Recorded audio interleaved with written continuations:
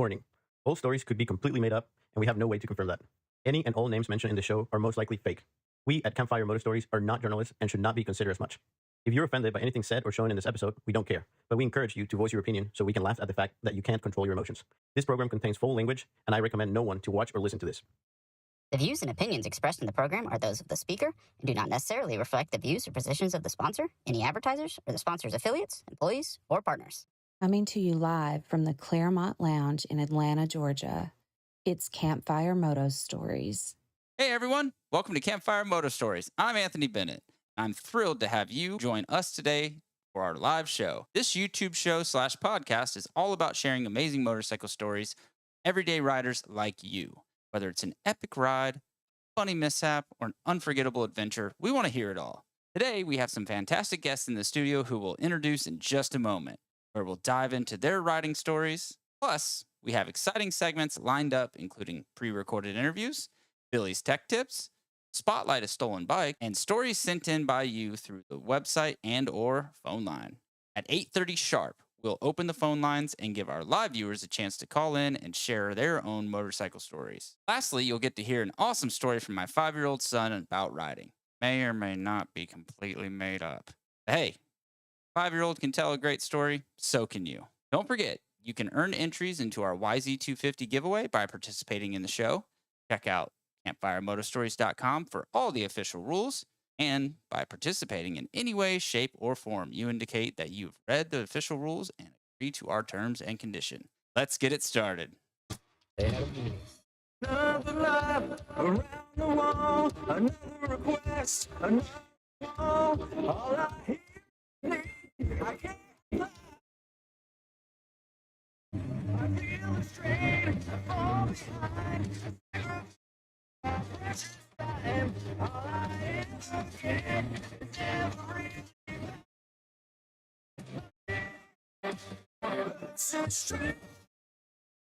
All right, well, we'll just deal with it. Test. Can you hear us? There we go. Yeah, we're going. But there's something weird where it's black on the thing. Hey, welcome to... No, it's still... Something happened. I can't see anything with my camera switcher. Oh, no. Oh, no. Oh, no. I really... You know what? I think I can control... Ah! I got it back. Control Z worked. Oh, jeez. All right. Dude, I've never had that happen. So when I was dragging that over to do the intro for the show, I saw something change on it, and I was like, oh, that's weird. I didn't think anything of it. And then I went and got, my whiskey and all this other stuff. And then... Jesus, that's a big glass. It's only 4 shots. Looks like beer. I'm going to be here for a few hours. I told you I get loose during this thing, okay, fellas? I don't know what show you guys thought you were coming on, but welcome to Campfire Moto Stories. We're off to a great start with this one. I'm your host, Anthony Bennett. Thanks for watching and listening. If you guys want to chime in the chats and bring up some stories or some things to, hammer these guys on, get some good stories out of them. Apparently, there's some video out there that he thinks I have, but I think somebody's going to send. So somebody's going to send it in to me, some video with Mark or whatever. But anyways, so I do want to start off saying that I actually have a new sponsor for the show. MX201 Track Builders has come on board with us here at Campfire Moto Stories. So thank you. If you guys need a track build or any work done, Matt Shue is the man. Probably, I don't know. Did you get to race, Matt? Oh, yeah. How many times did he kick your ass? A lot. You were a lot older by the time he was at his prime. Old man. That's a little bit fair. I was riding plus 25 when he was coming in. But in the show with me, I've got Mark Crozier. I was curious about the proper pronunciation of that. I think Crozier. Am I good? Crozier. I like it. Yeah. They call it a lot worse. My good buddy Nat Wilder, in which I always wondered, why did your parents name you after the most annoying bug in the world? Well, it's Nathaniel. Oh, and we shortened her down a bit. Yep. Yeah. But it fits. It does fit. It does. That bad, annoying little bug. Yeah. All right, so the funny thing with that, I remember asking my dad, so Nat and my dad worked together at one point at BRP, and he tells me about this really old, goofy looking dude, but it's really fast on a dirt bike. And then I met him and I'm like, I don't know, is it gonna be that fast? But no, then I found out you're a badass on a dirt bike, Apparently, I'm supposed to introduce you as the 2-time winner of the Desert 100. Oh, nice. And your wife told me that anytime that you guys are talking, you go, do you know who you're talking to? I'm the 2-time winner. So, That's about right. Oh, yeah. Jeez. Yeah, like, what's the normal scenario where you use that against her? Can't really say. Kids are watching? Yep. Okay. I hope not. Oh, boy. Hope she's not watching. So that was just two of the things that I wanted to start off right off the bat with that. And you guys are warned because you've listened to the show, so you know I love to start with an icebreaker. So the first time we really got to ride together, Nat, I talked him into doing a 24-hour race with me. What was that, 2021? Yeah. So yeah. You brought this up when we went to dinner a little bit ago. I wined and dined them. Actually I made Nat pay, but Get scammed. Yeah.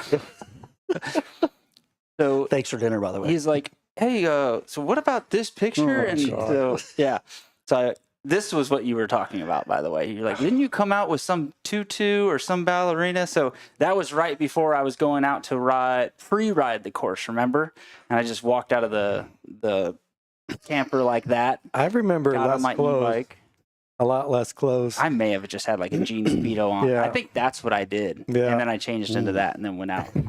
So the other funny thing that I did right is that you guys had me start the race, as you recall. And that's not really seen me ride before. It was my worst start of my life. I literally went down this whole start straight like this. I don't know how I did it to this day, but that I forgot. Sweet. Yeah. Isn't that some amazing bike form right there? His skills. Definite skills. The whole way through the pond. On purpose? No, something happened and I just did not get my body positioning into the right spot and I just was like that the whole way. But what's funny is right before that, you remember Cytomax, right? That instead of like drinking Gatorade, people mix up Cytomax. So I literally took on a plate and dumped Cytomax, cut it up into like 3 rows, and I had a shot of vodka. It was water. So I literally went, all right, I'm ready to start this race. I'm in my gear, shot, helmet on, and I head to the line. And now at this time it's like, what the hell did I get myself into? We're definitely going to lose. That was all out of your realm, huh?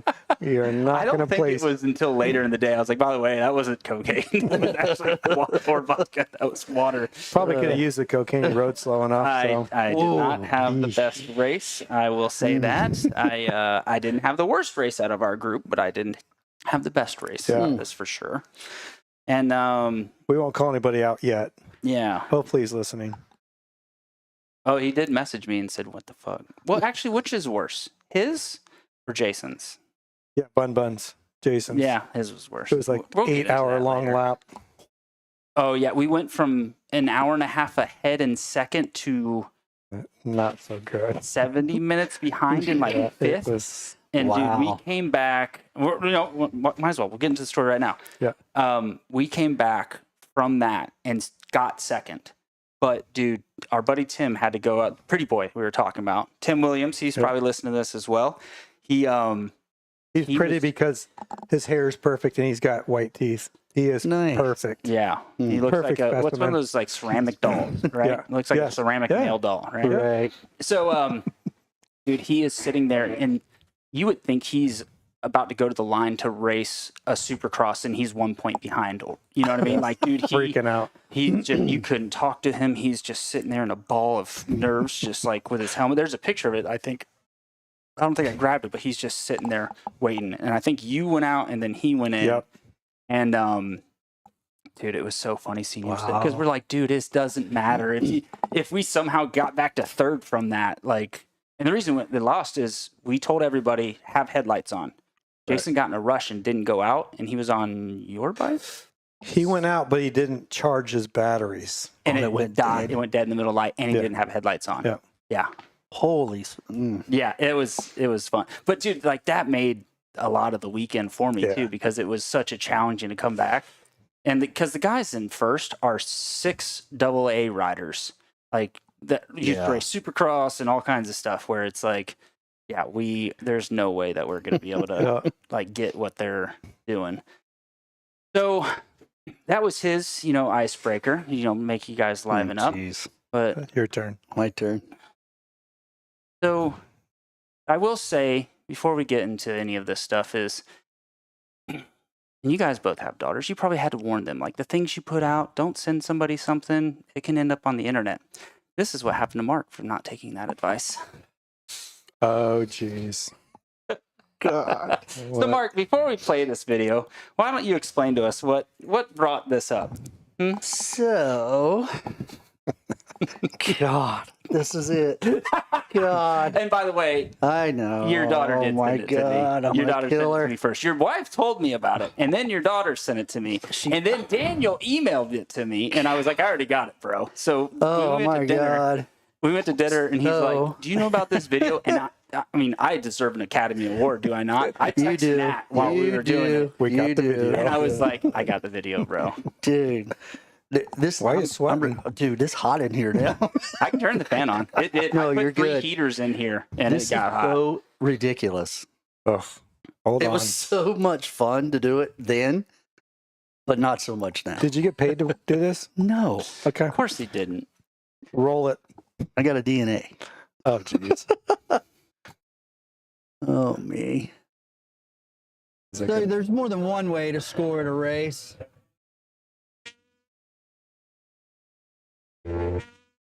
You get chills. Hello, lady. Excellent. You gonna take me for a ride later? Maybe, and we can share a little DNA. Awesome. Maybe I'll see you later. God. Oof.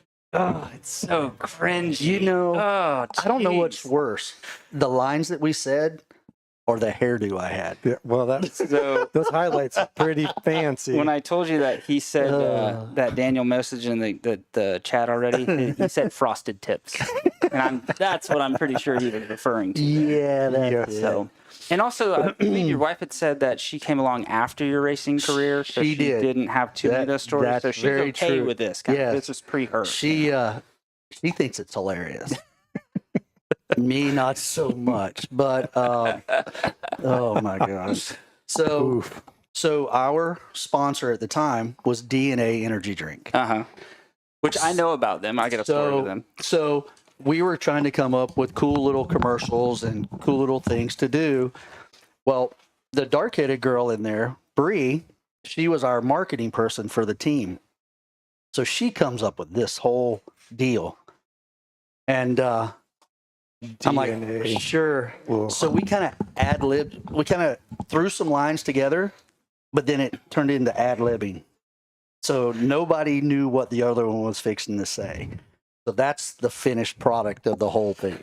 What year was that? It looks like 09-ish. 2010. 2010. Yep. Okay, that makes sense. So 2010, that was at California Speedway. It was the second or third round of the series. And I was actually on crutches. I couldn't even walk, but I was still racing. But there's another one that, thank God, did not get published. So DNA not only had energy drinks, Mhm.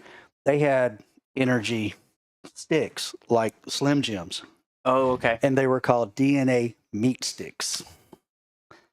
So All right, now see where this one's going. yeah, so I've never seen what we filmed to do that with, so hopefully that never shows up. So if there was a way to acquire that, I have no idea because I've tried to find it. Oh, you have? I was Yeah, gonna because say. I want to try to get it gone Oh, because yeah. it was bad. Because I want to put it. Because out if you there. think that one was bad, I the don't other think was it's bad. I think very that was cringy. great. Yeah, so Oh, were they good?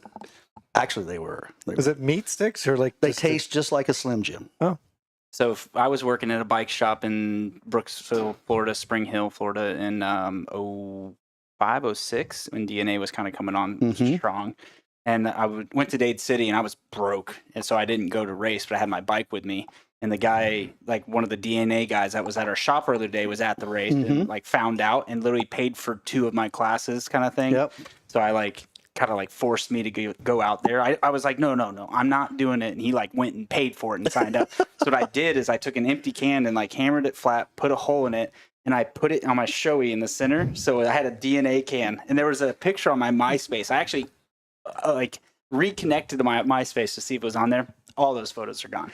So so during that time, my partner, I was part owner of the team. Okay. My partner owned a Budweiser beer distributing company in DeLand, Florida. Mm-hmm. So DNA came in and he distributed it throughout Volusia County and the Central Florida area. Makes sense. And so they became into a large. That was one of our main sponsors of the team with Ducati and some other stuff. So that lasted for 1 year, and then it all kind of dissolved away. Well, yeah, I mean, you think about the crash of 08, like for that to still be going in 2010 is kind of impressive. Absolutely. Itself. So, and a lot of other companies were coming through then too. Monster and we're all coming up around the same time. So they obviously weathered that storm and came out the other end pretty well. But you know, DNA went really crazy, and you know, they had surfers and all kinds of, you know, water sports and BMX and all that stuff, and then they piled a bunch in with us to do AMA.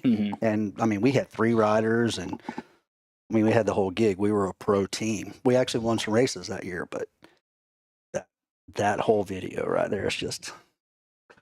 I will say the absolute worst part of the video is not the lyrics or not the lines. It's not the chicks. It's not the DNA comment. It's the bike noise being used twice in the same dub. It's literally the exact same sound, right? Did anybody else notice that? Oh, yeah. I'm like, it's a low budget. Have, like, just got another sound clip of somehow. It's like a low budget porn, you know. It's just, you just take what you can get. Yeah, you've done a few of those, right? Of course. With your partner. I figured that's what you were talking about when you were talking about your partner, whatever.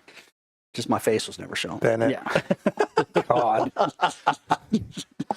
Yeah, nothing's off limits here. I go for it, you know. All right.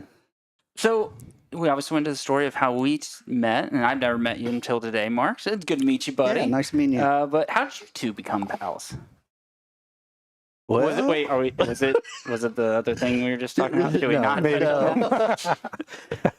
So I worked in a dealership, and with he was one of my reps and came in, and you know, you just kind of start BSing and talking and stuff like that. Well, I found out he rode, so we kind of started hitting it off, and then I told him I rode, and he's like, "Oh yeah, so what'd you ride?" And I said, "Well, I used to do this, and I used to do that." And it's the whole how, you know, when you talk to somebody that says they've done this and done that, you're like, just okay, yeah, it's like, yeah, whatever, bullshit, you know.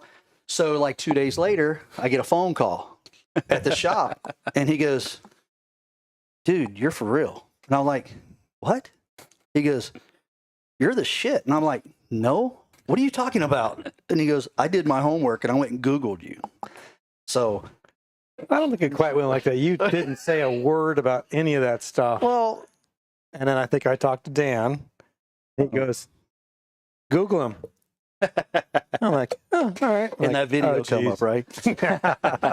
The meat stick one actually did, but They actually sent him to X videos. Yeah, right. And he found that one. Yeah. So Mark doesn't talk about all his background and all the stuff he's Keeps done. it quiet. Yeah, he's good at that. It means he's a good racer. Then keeps quiet, just shows you. That's right. I mean, it makes sense because, ago. like, I talk it up myself up like I'm this badass. Like he probably should be doing is where, you know, because I haven't done it. Yeah. So. Yeah. Yeah. Yeah. But that's how it ended up, and here we are. Yeah. What, 6 years later? Yeah. A couple races here and there. Yeah. Watched the son Andrew go from a little. He wouldn't go down this little dinky ass hill on his XR100 and cried about it to look what he is doing now. So yeah, we literally took him out riding, and there was just a slight grade hill going down. How old was he? 12, 10? No, like 10 or 11, right? 10 or 11? Yeah. And it was on a little CRF 80. So just a nice little grade down, probably what, 10 feet? Maybe. He cried. I don't want to go down it. I don't want to go down it.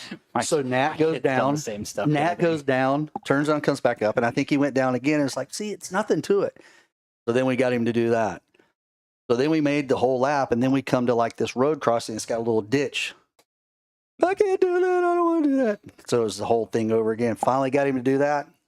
Now he's riding a little bit of moto and doing doubles. Come a long way. You got like a few Sorks race pictures and stuff like Yep, that you guys yep. have done. So He won a championship last year on the 85. So well, he did like good. the super mini class, or He did the like junior trail for Sorts. Oh, okay. And- Was that the one that rides with the morning group, or is that still the one that rides in the They ride in the morning. Well, no. Doesn't ride in the big bikes, but He rides it Yeah, he rides in the morning with the big bike. the big bikes, Okay, the B okay. and C class. Okay. So, but yeah, so he did like 2 or 3 races and he finished like second, third, or whatever, and then he won one, and then it was like after that it was like a whole new Figured out what chapter. to do. Yeah. So he ended up winning the championship, so he was all pumped. Good. That's Yeah. cool. So I will say that he was very humble and he doesn't like to talk about it. The dude we have in studio actually was a factory Honda rider in the early 80s. And I'm just going to go ahead and say you were a factory rider before I was born. Thank you. So, make him feel All right, old. little buddy. Jeez. So, yeah, because I was born in 85. So let's. I was there. I was doing it then. You were doing I was it doing then, it but then. you were doing it before then, Yes, too, I was. from my Yes. understanding. Well, so like some of the research and stuff that I had done, it was 83 that you did your first Supercross, 84? 85 actually. So it was 85. yeah, Okay. 85 was my first year of Supercross. And you finished fourth overall. Fourth in points, yeah. In the points. So that was pretty impressive with 42 points. Yeah. Now, here's the question that I have with this. How the hell do you get fourth in points with 42 points in 85? But in 86, you secured a fourth as well with 63 points. How does that happen? I had some bad races. I think there was one that, I don't know, I crashed or broke or something, and I got like a 14th or a 15th place finish. But most of the time I was easily in the top 10, you know. I never broke out and like won one. I was always chasing that, but I was always right there. Yeah. So Because it was, what year did Turpin get his championship? 86. 86. So I beat him in 85. That's right. And then Then he not so kicked my much ass in at 86. Yeah. Yeah, 86. He won the battle. He rode really good in 86. He did well, won some races. So, But yeah, I thought that was really interesting when I was looking at it. It said 42 points, fourth place, and then 42 or 63 points, fourth place. Yeah. And I'm just like, there's some weird stuff because that's a big Yes. difference in Yes. points between the two. yeah, So I had it's better also- finishes next year. Other people had to have worse luck That's in right. 85, Right. and then So, let me ask you this, Mark. We watched a little clip of racing back then. When I see that, I go, those guys ride so damn slow. The whoops they're just horrible Yes. compared to now. What's your thoughts on that? Why does it look like you're going 2? So, just the whoop sections back then, they would build like a tabletop that's Mhm. like 3 foot tall, and then take a backhoe and go and just Peek it out. peek it out. So during practice, they're like these 15 squares, and they're only like 3 feet apart. And that was how we started. Or like Daytona, the whoops there, they used they were telephone poles. with dirt on them. Yeah. Bailey would put telephone poles on and then pack dirt on top of them. God. So you had to jump them. There was no skimming back then. Well, hell, even jumping them, you're still gonna. Oh, dude. I cannot tell you how many times I landed on my head in practice and stuff like that Yeah. in the whoops. I just look at that and go, there's just, they compare, Oh, then to now. It just, there's not a comparison. There's not. And like, when we were coming into it in 85, 86, 87, those years, all the jumps were like peaked. They weren't, 90 feet long. They were 60 feet long, but you went 120 feet in the air. Yeah. There was no scrubbing back then. There was none of that. It was just hit it as hard as you can and hope you make it. God. So what's funny is my buddy Daniel Hitchcock that was on one of my shows, and I can't remember if we talked about it on his show because I was definitely 3 sheets to the wind on that one. And he Still always had early. a theory that they were really peaky until Carmichael came in. And his theory is they tamed it down to at least try to mitigate McGrath winning so much. And I've gone back and watched videos, and I kind of see that in a lot of stuff where it did transition in from Yes. to more flattened, like a 2 to 3. So for every 1 foot up is 2 foot out. For motocross, it's for every 1 foot out, 3 foot out Right. is the general track building. And MX201 track designs. Can tell you all about that stuff. And I'll sell my soul for things, okay, guys? Whatever. Don't judge me. Anyways, No judge. so for then, it was almost more like for 1-to-1. Right. You know, and then when it went to the Carmichael coming into like 99, 2000, you do see a little bit more of like a 2-to-1 transition kind of thing. You can watch the old videos, you know, of Johnson and Bailey and O'Mara, and everything's like a kicker. Mhm. Everything is, they just go boink and straight down. Yeah. That's how it was when we were doing it, you know, and now it's, I mean, I'm an old guy now, and it's easier for me to go out and jump a double now than it was for me then in my peak. I mean, it was tough. Be one of the guinea pigs to do a triple or do a double, you know. So Speaking of triples, the one and only, well, a couple times I did a triple was on his 85 CR250. Oh, right? I thought you were going yeah. to say it at I- Wendy's. No, not one of those. I've had one of those too. that's true. But yeah, triples. I've never done one until he's like, I figured if he did it on his old CR, I could just borrow That's it and right. rip over the thing. Like, that was sketchy. It's it. That was Never done it easy. again. It was easy. Well, you're not much of a moto guy. Like, No. you go to Big Springs or go ride some tracks every now and then, but Yeah. no, you're more of woods. Yeah. Yeah. Yeah. So, And not long woods races. 2-hour soak races are too much for you, you know, so. at this age, yeah, it's getting a little tiring for sure. So yeah, that was actually one of the questions I was going to get to, like when we kind of went through a little bit more of some of your racing stuff. But it was like, when you watch Supercross now, what do you feel is the biggest difference? Is it the tracks though, or is there other aspects to it where you It's think just everything. I mean, But what's the biggest one, if you could pinpoint one? number one's talent of these kids nowadays. I mean, yes, we had talent back then, and there was guys that had a whole lot more than I did, but the tracks are so much different then than they are now. The bikes are so much different than what we had back then. You know, the technology of the suspension and the power and this, that, and the other. But then just the talent level, you know, everything is just elevated throughout, and it's like comparing, in my opinion, it's comparing a grapefruit to an apple. It's just, they're so different from then to now. It's a good analogy. So talent is the main. I think so, yeah. What about fitness? And- you probably, well, you you probably got- didn't yeah. even work out. You probably just drank beer, went out there. I mean, drank energy, DNA, and That I will be honest, that was my downfall. Is I had all the raw speed and everything, but I had kind of the Lachine mentality. You know, I'm a rock star, and I had a lot of fun. Yeah. But I would go racing on the weekends, and luckily I let my talent kind of take over my fitness side of it. You know, there was a lot of guys out there. I was probably faster then, but they were always there at the end, and I was looking for water and oxygen and everything else. But And honestly, in that sense, I'd almost say that you paved the way for a lot of certain kids too. And the guys into the 90s paved the way. It was really Carmichael that screwed a lot of that up. oh yeah, You know, oh, but yeah. so here's a question I've always thought about, and I want you guys to think on it if you don't have an answer right away. But let's say Carmichael's never had a kid. Let's say Alden's dad pulled out. They were never created, right? You know, like both those scenarios happened. Who is the one that comes along and changes the sport like that? Like, which racer since then would change the sport with that? Hmm. I don't know. That's a tough one because It you're is. like, Carmichael started it all. Yeah, when it comes but to fitness. a lot of people would probably go with Villapoto, but he only became a lot of what he was. I mean, he's still a badass before then, but through Alden.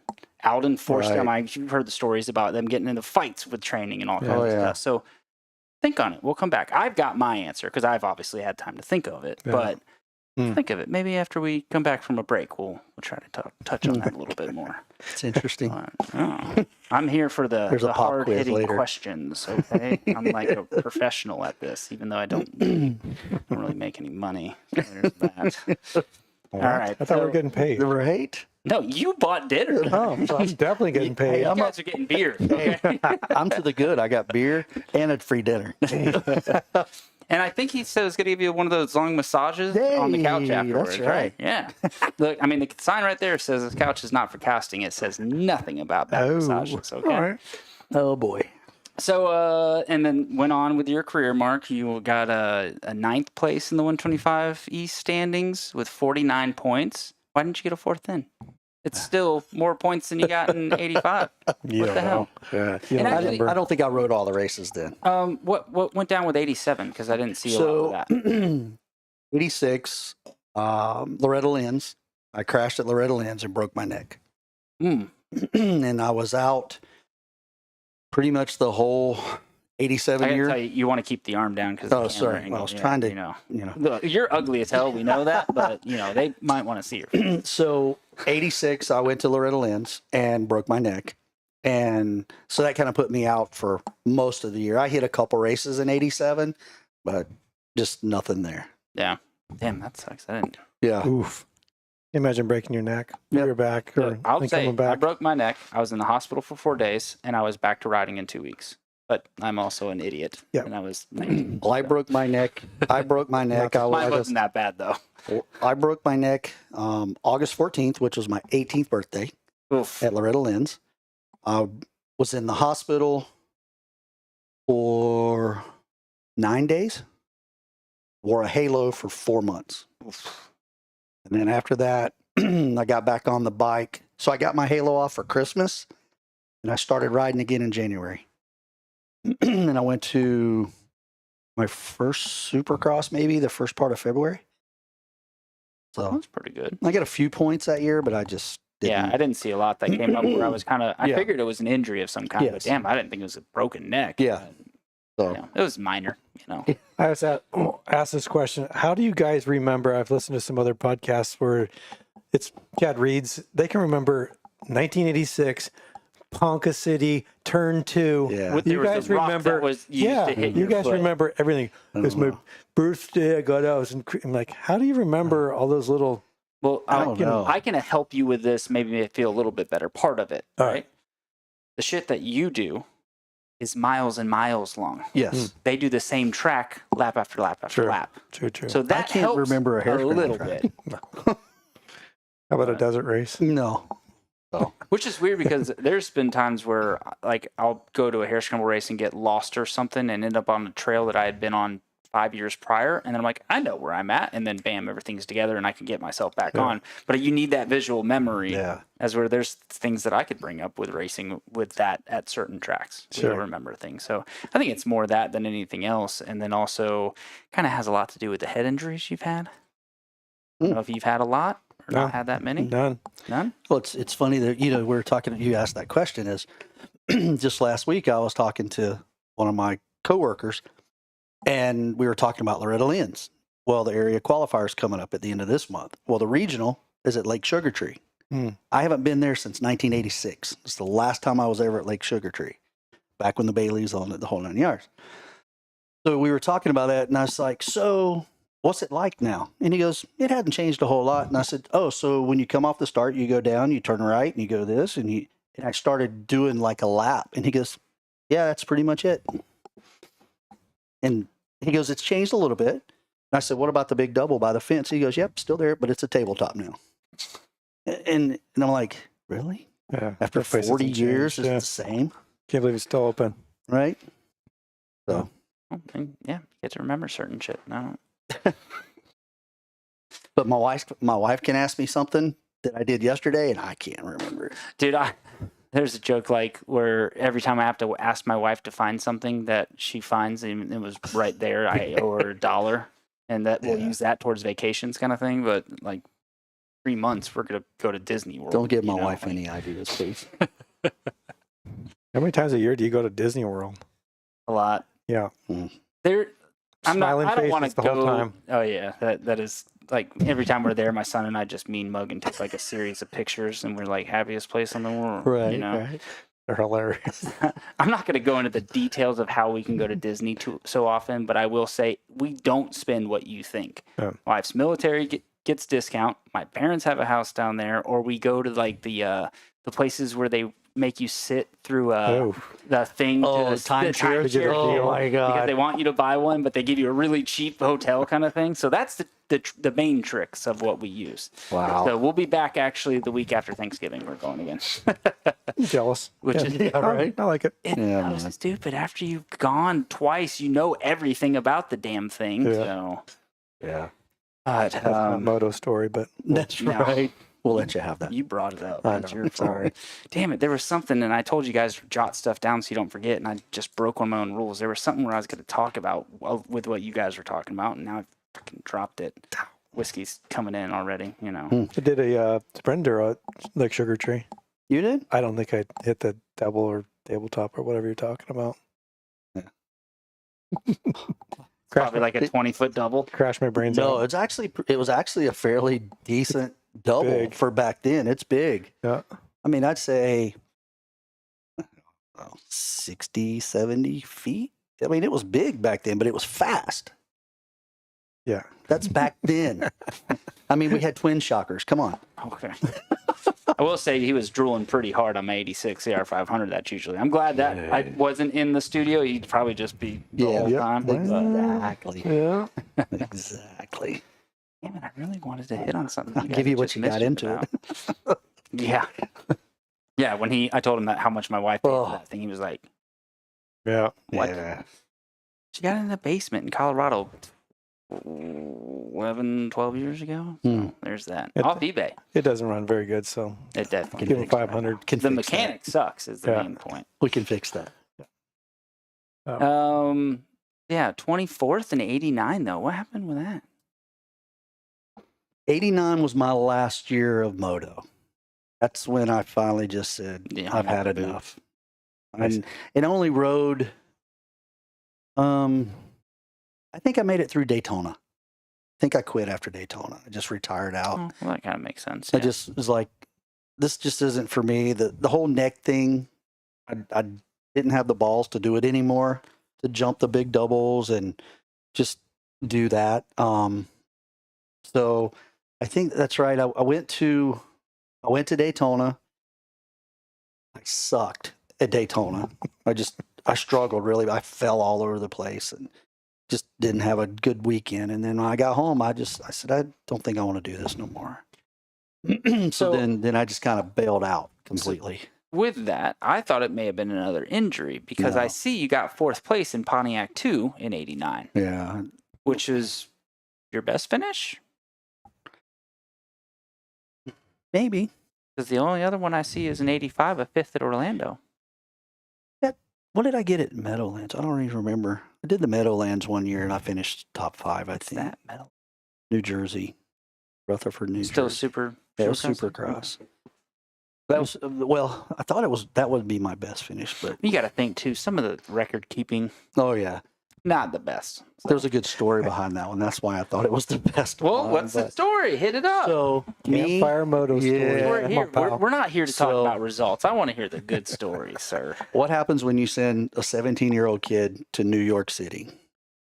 Bad things. A hooker? I don't know. I mean, Hookers and blow. So me and probably no names mentioned, but 4 or 5 other riders decided to so likely Keith Turpin. maybe decided to all go in on a limo. And we went to New York City because we were just on the other side of the bridge in New Jersey. So we go to New York City downtown, had a good time, whatever. Well, we all come rolling in probably, I don't know, 2, 3 o'clock in the morning for the next day's race day. Mhm. Well, my dad was at home calling Oh. The hotel. the hotel because we didn't have cell phones really back then. Ooh. But he'd been calling the room all night. Mm. There was nobody answering the phone. So my dad finally got in touch with me and told me to load my shit. I'm home. I said, nope, I'm not doing it. I'm staying. He cussed me and wore me out. And so anyway, I got up the next day. Well, lo and behold, I fell in the first turn. Me and Jeff Glass tangled up in turn 1. And I came through the pack and I thought I finished 4th. In or the 5th. main? Yeah, in the main. So I came back and finished 4th or 5th place, I thought. So whenever I called him after the races, he didn't answer the phone. So on the way home, he finally answered the phone. And he's like, what? Like that. And I said, I just want to let you know I'm okay. And I finished whatever I finished. He goes, "You did?" And that was it. Because I'd been out all night, and he was so pissed because I wasn't sleeping, and wasn't in bed at You're 9 carb o'clock. loading. What's he worried about? So No, the coke loading. No. but yeah, so that's kind of the weird story, but Yeah. Good stuff. You And still then- on a Honda in '89? I was, yeah. Honda the whole time? I rode Honda through my whole career. My father was a Honda dealer. My family had 3 Honda dealerships. Oh, okay. So I was a Honda rider through And the you're whole. based mainly out of Warner Robins, Yes. right? So Yes. is that where like the dealers were? Yes, there was one in Warner Robins, one in Dublin, and one in Tifton. Okay. So kind of the central Georgia area.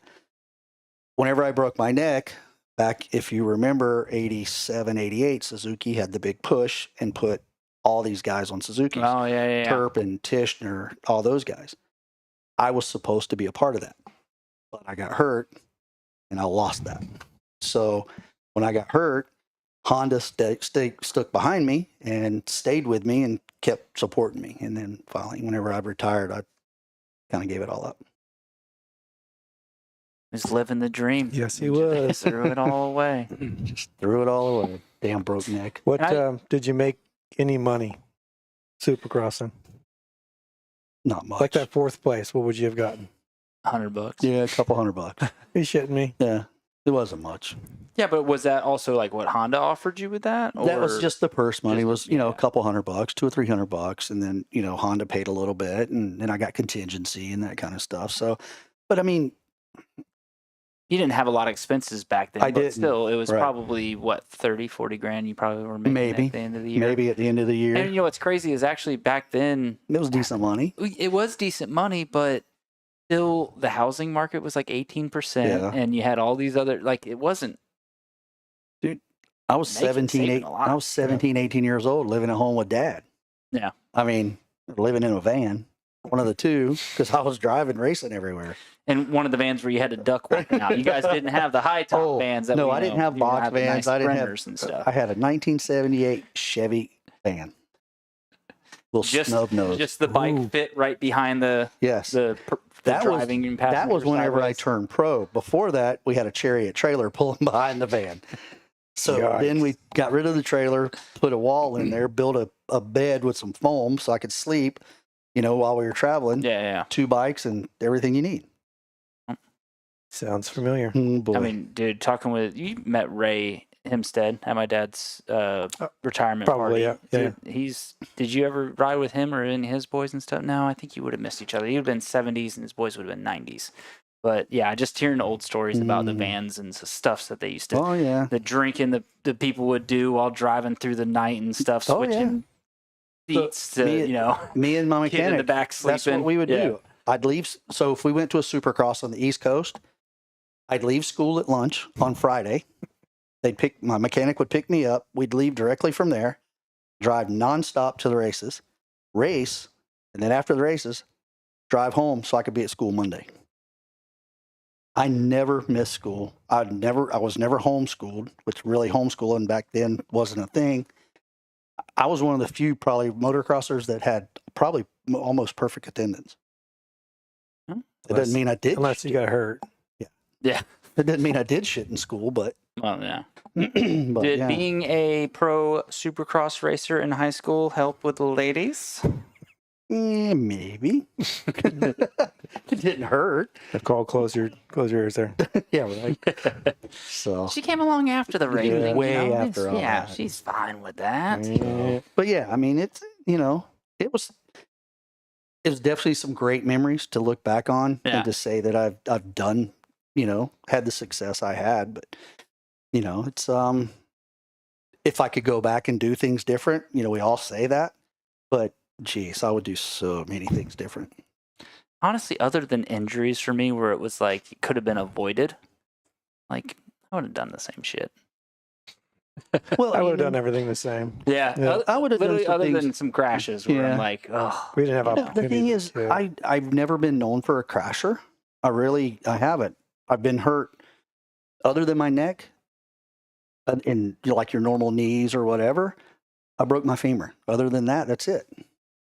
Hell, I'd rather do a femur than ACL Me too. any day. Me too. So, But I did my femur at LA Coliseum in '85. At the East dude, West what was Shootout. that like to get to go up and down It's cool. through the It's cool. Paris? Yeah, the peristyle. There Did we go, you get to go all the way up and over and Yeah, around? we went all the versus way just up and around and then back down. If you've seen, you might have seen the video from way back when Jason Upshaw doing the big flying W. Have you Oh, ever yeah, seen- yeah. That's the night I broke my femur. Oh, damn. hmm Yours wasn't as spectacular of a No, crash it as was a his big first turn crash. No. So Damn, that, yeah. second moto, first moto I got third. Second moto crashed in the first turn. So, which crash do you think is worse, the Upshaw one or the Sexton one at the Coliseum? Because it was very similar. Remember coming down the hill? I think Upshaw. Yeah. Yeah. I don't know. The sudden stop that Sexton got, but we got a lot better camera angles too. Right. You Well, know, Upshaw you didn't get to see. just got ejected. Yeah, he went straight I up. don't remember any He either was one. way Oh, yeah? just ejected and then landed. I think he personally cased like the second one. Ouch. We'll find it.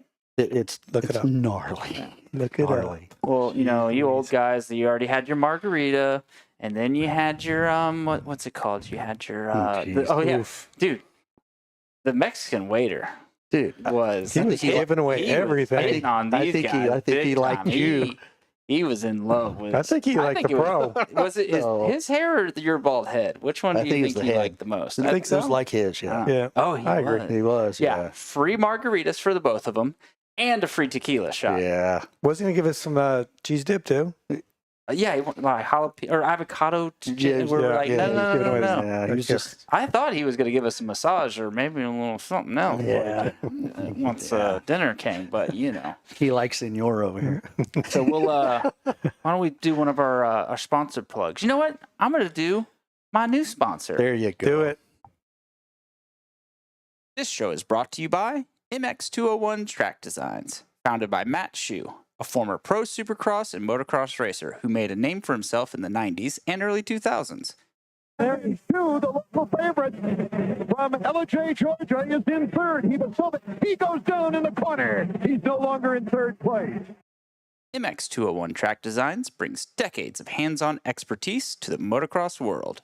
Matt's racing career took him across the globe, competing at the highest level and learning firsthand what makes a track not only fun, but challenging and safe. Since stepping away from racing, Matt has used his extensive knowledge to help design, build, and manage a variety of tracks in the Southeast. Locations like AmpMX, Highland Park Resort, and Synergy Cycle Park trust MX201 as he's earned a reputation for creating top-notch riding experiences. Whether you're dreaming of a custom public track, private motocross facility, or even a backyard woods loop for the kiddos, MX201 Track Designs offers solutions that are as unique as your vision, and he'll offer custom solutions that are tailored to your budget. Visit mx201trackdesign.com or call 678-628-4892 to get started on designing your perfect track today. And when you do, be sure to mention Campfire Moto Stories to Matt. All right, we're back on.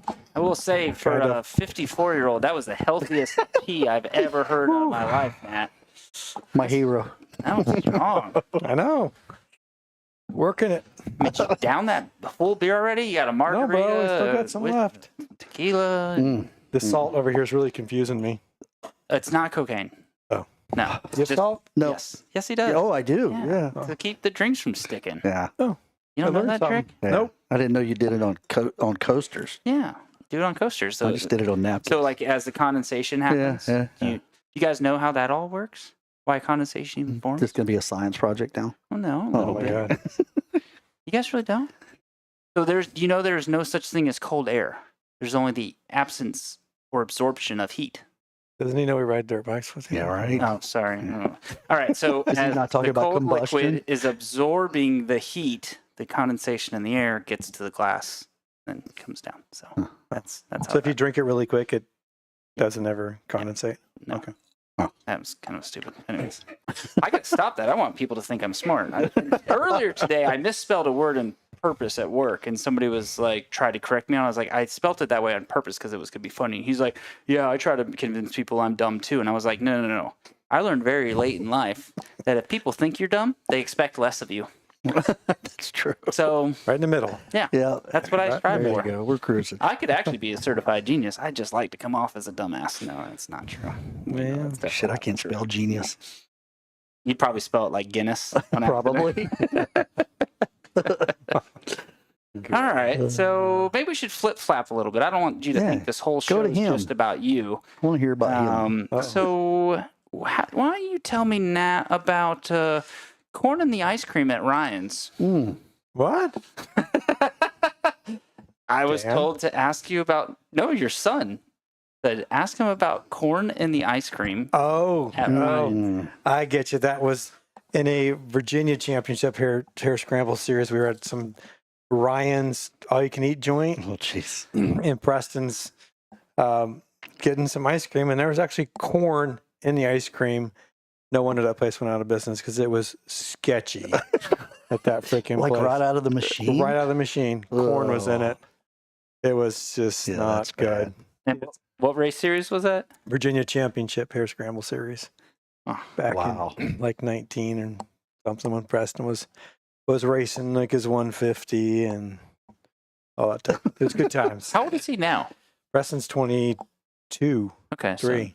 Uh-oh. No, he's old. holy shit, I didn't think he was that old too. He's old. It's pretty cool what you got him into. He's flying planes Yeah, and shit, yeah, right? yeah. That's pretty Yeah. neat. We'll get him back into dirt bikes. He needs to just get himself going on a job, flying, and get insurance, and we'll get him back. So, I miss him out there, but Did you lose him the same way most of us lost our friends growing up? what? Yep. Drugs or that?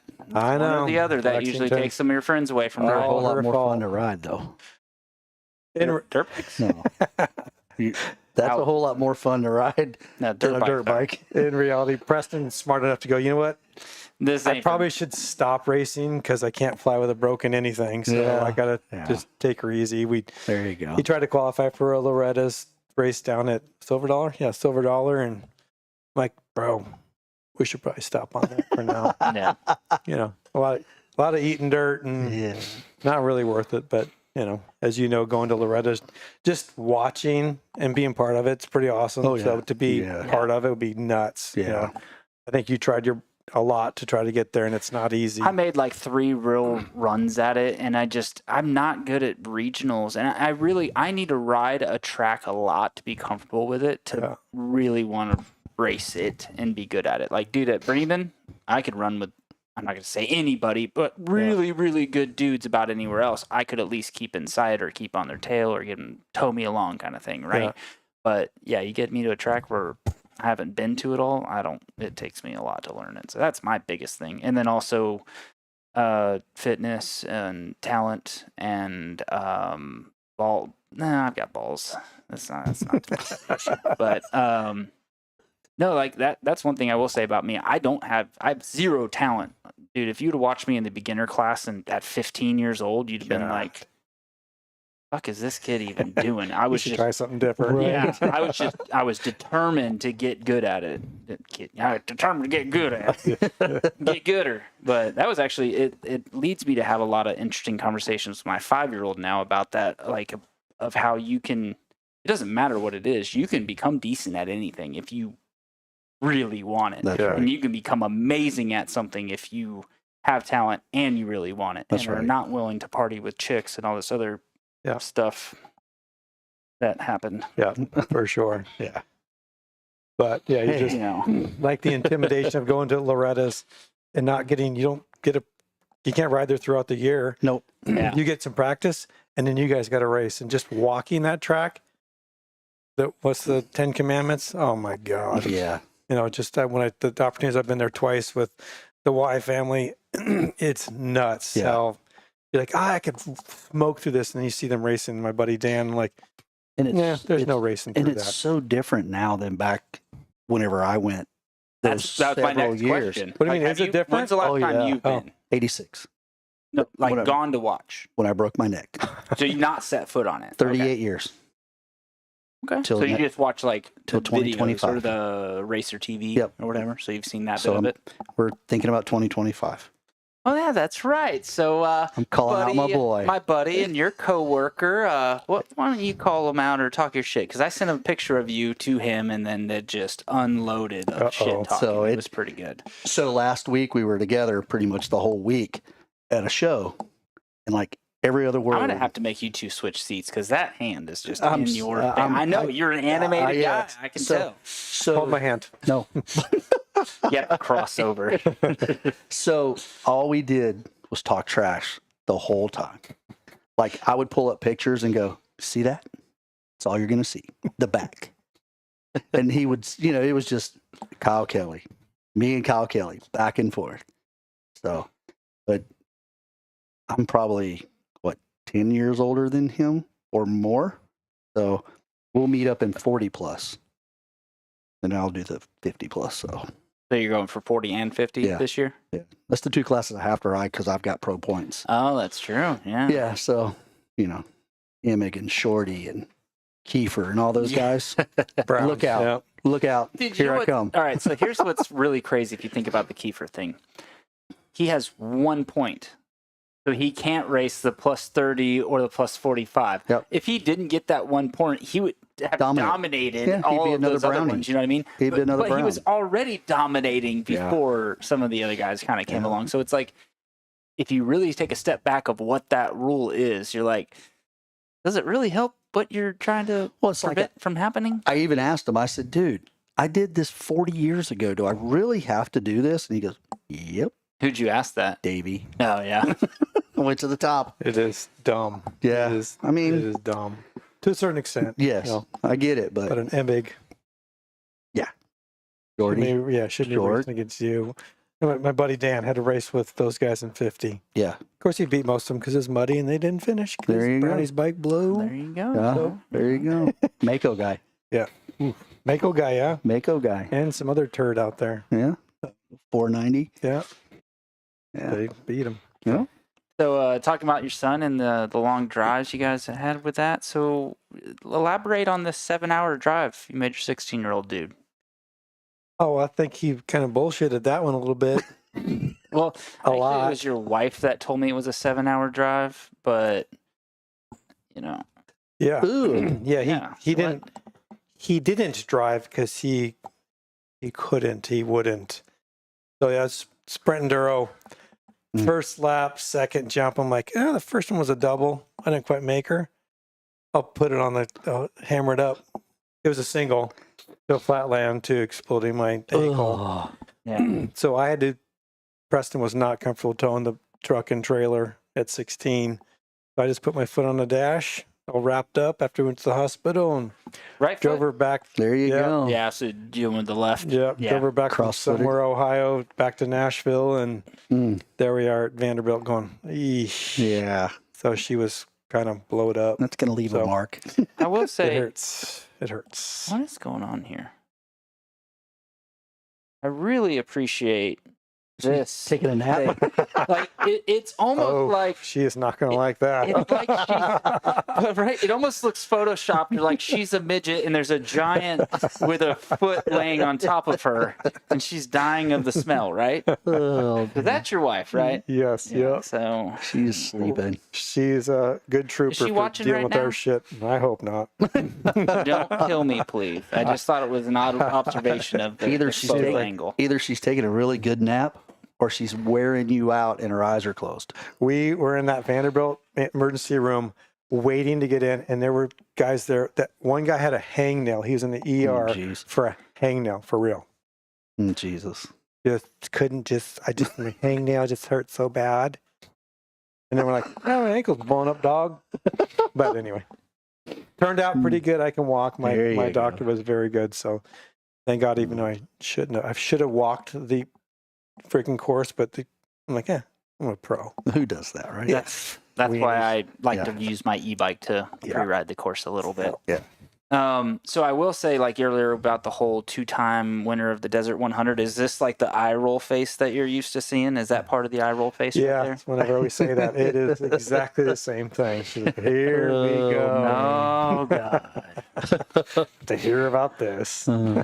So long ago, though. So, and you had texted me something, and you said 2-time overall winner of the Desert, 191 and 94. I think you mean one time in 91 and one time in 94? Correct, yeah. Because I was like, what the fuck is 190 Desert 191 and 94? I've I'm been like, drinking. It's a district. and you sent it to me kind of late 2 nights ago. So No one maybe knows who the it was Desert 100 is, No. unless you're in Washington State. That's when people There's- know about that. There's deserts in Washington?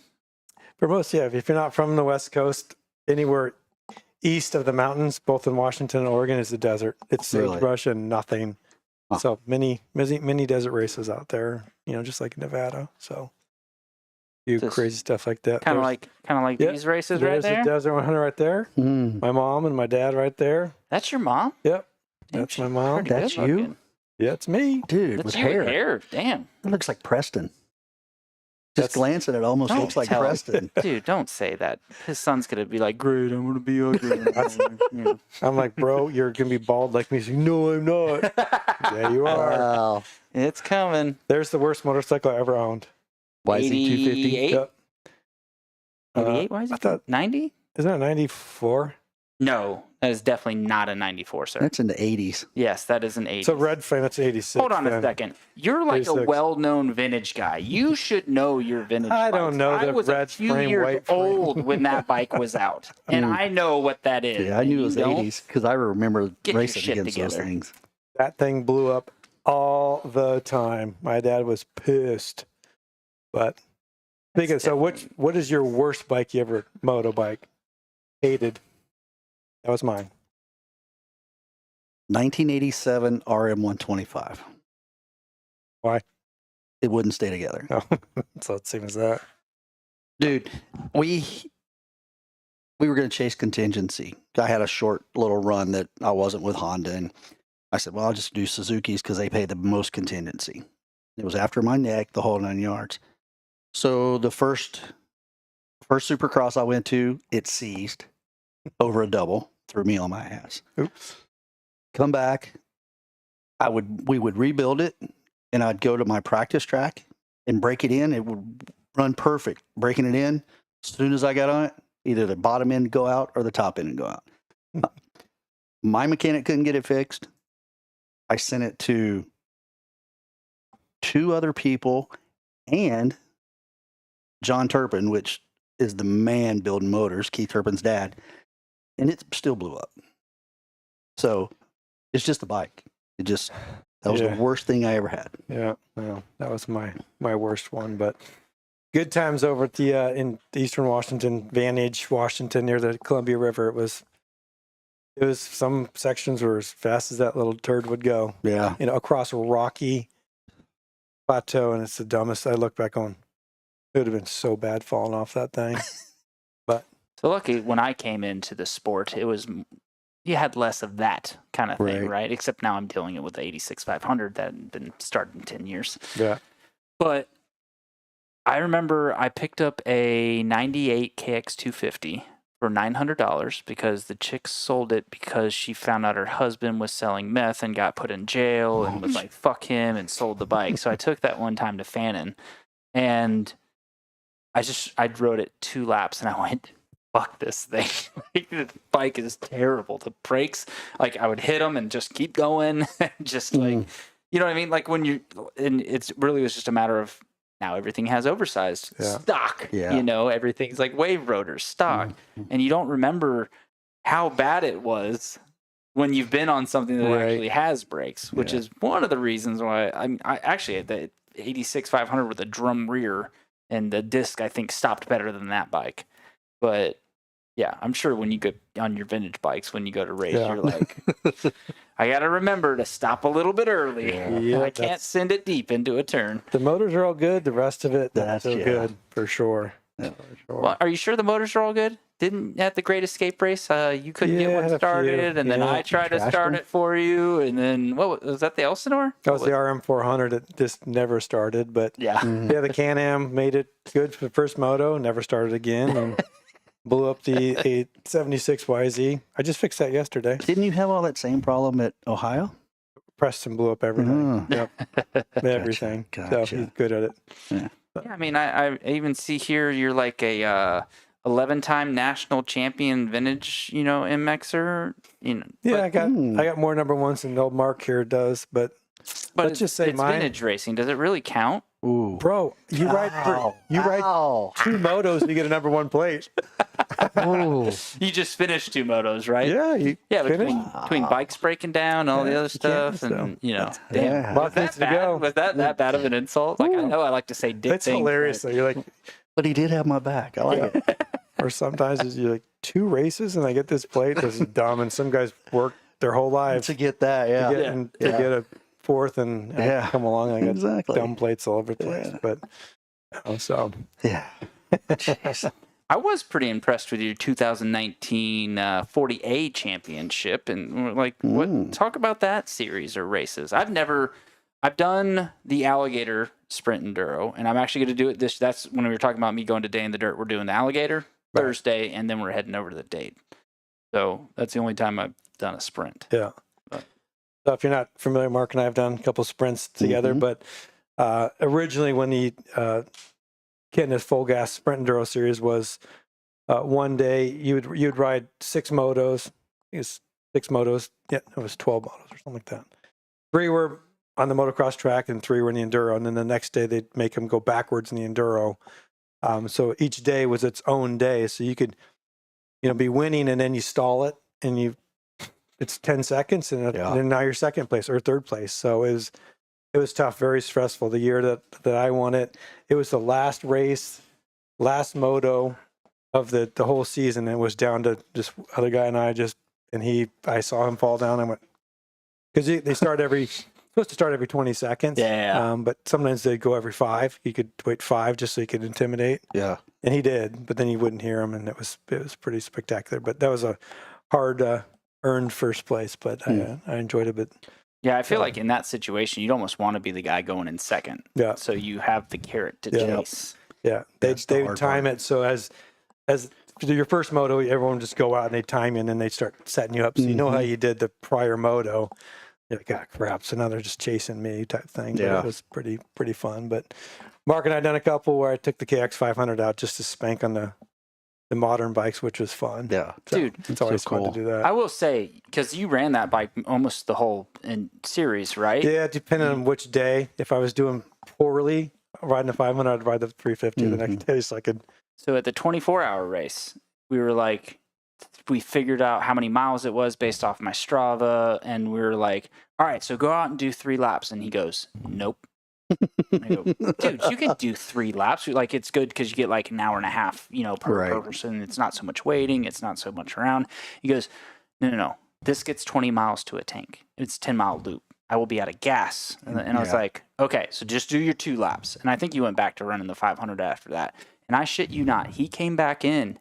That tank, he was on fumes coming back in. And I was like, holy shit, you know that thing. And I think he's faster on the 500 than he is on the 350. I would agree with that. I don't know about that, but the KX shock blew out at that 24 hours. So we put it away. Yeah. 350. Yeah. I will say you and Justin Terry were geeking out on that thing a good bit because he knows a lot about the KX 500s too. Like, they were just talking about the pipes and you can't do this with this Kickstarter. And I'm just listening to him like, damn, yeah, you can tell these guys know this 500 pretty well. And if I remember right, I'm pretty sure, because I've done it 4 times now, but I think that was the race where I finished my lap, handed the wristband off to the next person, went to go pull in my front brake, and it popped. Right? That's the one, yeah. Oh, wow. My either something moved or it came out of the line and was just rubbing on the tire a little bit. And literally, as I handed that off and just grabbed it, I was like, talk about timing. Yeah, right. And I bought that thing from a buddy of mine, and it had like 250 hours on it. I just needed a woods bike to do the race kind of thing. And so, yeah, it was his shitty mechanic work. Yes. That's what I'm going to say about For it. sure. But, That's something I'd like to do. I've had people call me and want to do that, and I'm like, I'm not doing it. Now I want to do it. I was trying to talk Tim Ferry into doing it, and I didn't think he was going to be willing to do it with all the stuff that he's got going on with his son racing. But unfortunately, Evan just popped his Achilles. Yeah. So I could probably put together a fast old guy team. Nat will tell you, I might be a shit show, but I can manage a race team for 24 Yes, hours. I've you got a can. You gotta have lot some of Organized. Yes, I'm very organized. I have certain rules that are in place that, like you have to wear a headlight that I told everybody, because if your light fails. You can't wear them now, though, can you? No, but you can wear. Yeah. I've got. Oh, okay. Like I've got backup contingency kind of plans where you can at least get out of the woods kind of thing. I gotcha. You know what I almost did? I thought about getting a 3D printer and printing goggles frames that would fit a lens with the GoPro mount to it, because then it's not mounted on the helmet. Like, so you could mount the lights, because a lot of the lights use a GoPro mount. Like, you could just use a GoPro mount that's on your helmet, unscrew it, put it in, and then it works the same. Or clip it in. So I was thinking about that. Kind of heavy. It would be, but it would be a workaround. It's not on the helmet, right? Yeah, for sure. The gray area. You know? If you did a 24-hour, you'd go, I'm never doing that again, and they'll call you next year like, okay. Yeah, I do It's it. the worst, It's a lot of fun. but it's pretty fun. I did a 24-hour road race and then it's said I the would same. never do it again, and I would jump at the chance today to do that. Yeah. Ours was pretty good. It wasn't Ours wasn't- dusty. yeah. It was Ours pretty was on good, tow for range. sure. I think it was one of the better ones that I had done. The first time I did it, this is when I started putting each year you figure out a rule to put in place based upon failures of the other years, right? Right. So the first year I did it, we brought a bunch of people off the couch. So the next rule was you can't be off the couch. You have to be actually actively doing racing or some kind of something. Like, you can't just come off the couch and do that race, because 3 guys fell out and I ended up racing 8.5 hours of it when it was all said and done. And like, my ass was raw as shit. I put my bikes in the garage. I didn't look at them for like weeks. I did not want to look at them. So yeah, but you put those things together. But I'm telling you, we could put together a pretty fun team, because I'm not doing it this year because my knee is not ready. Between being off all last year and then snapping this fucking thing New Year's Eve. little twiggy arm. Yeah. It's only the 4th time I broke this arm. Jesus. You need to like drink some like milk or something, little buddy. Okay. Calcium. I'll get right on that. Calcium pills. Speaking of that, I'm getting kind of thirsty. Yeah. Get you a beer. Want one, little buddy? Sure. Little buddy. Little buddy. Actually, why don't you guys switch? So your arm issue. Here, we'll do this while you're getting.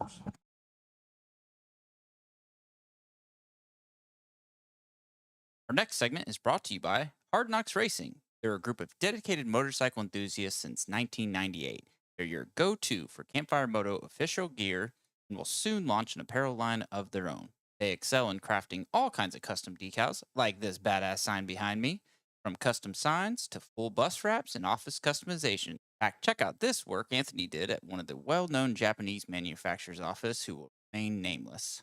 They also crafted awards for prestigious events such as the Perry Mountain 24-hour race, Mill Creek Spring Classic, Daytona Hair Scramble Series, and many more for local racetracks in the Southeast. Check out hardknocksracing.com or give Anthony D'Amico a call at 404-717-2480. Really? We got a good people in the chat, but nobody's really asking questions other than Daniel talking shit on his frosted tips. We had a good bit in there. It died down a little Come on, bit. son. My wife says koozies help with condensation. Well, yeah, because What do you got for that? the absorption. Ask her if she knew that's what did it, though. She'll come up here and whoop Check your out the ass. big brain on Don't. Yeah, you don't know my Ooh, wife. yeah. Or mine. Yeah. Megan's probably pretty mean, though. My wife is dilly gaff. She don't give a shit. Dilly gaff? Do I look like I give a shit or give a fuck? Yeah, I gotcha. I'm smart. Yeah, I mean, well, I met your wife at my dad's retirement thing. Yeah. Other than that, I hadn't really hung out with her. But Hell, I've only met You her want to see once. her at a race? I've only met her once at your house. was he home or no? Mm-hmm. Oh, okay. Wasn't sure if What? you were just kind of coming out with something right there. The governor's mansion. Yeah. A little bit. So we'll jump back onto you, Mark, for a little bit. What is the AMA Pro Moto GT class? And actually, no. Before you even answer that, what got you into going from motocross to road racing in the 90s? Okay. So I got out of motocross, 89, first part of 89. A dealer friend of mine, Dave Frederick, calls me up, and he was doing We're Racing. Calls me and he goes, "Hey, what are you doing this weekend?" I said, "Nothing, just hanging out." He goes, why don't you go with me? I'm going to Talladega, and I'm going to road race this weekend. I don't have anybody to go. Come hang out with me and just hang out. Check it out. Yeah. I was like, all right, cool. So we go over there, and they have a practice day first, and then the races are on Sunday or whatever. So at that time, he had a 1983 VF 750 Interceptor that had the full HRC kit on it. Yeah, V4. The old V4. Yeah. It had the 16-inch wheels on it. It was all the whole HRC kit. And he goes, I'm going to find you some leathers and you ride practice. And I was like, I'm not doing that. I've never been on a road race track in my life and rode very little street bikes. Excuse me. So he goes, come on, do it. I was all right. So he finds me the leathers and he finds me all this stuff. So I go out on this pig and go out there, and my lap times are really close to what he was doing on his Hurricane 600. Uh-oh. And so I was like, this is pretty cool.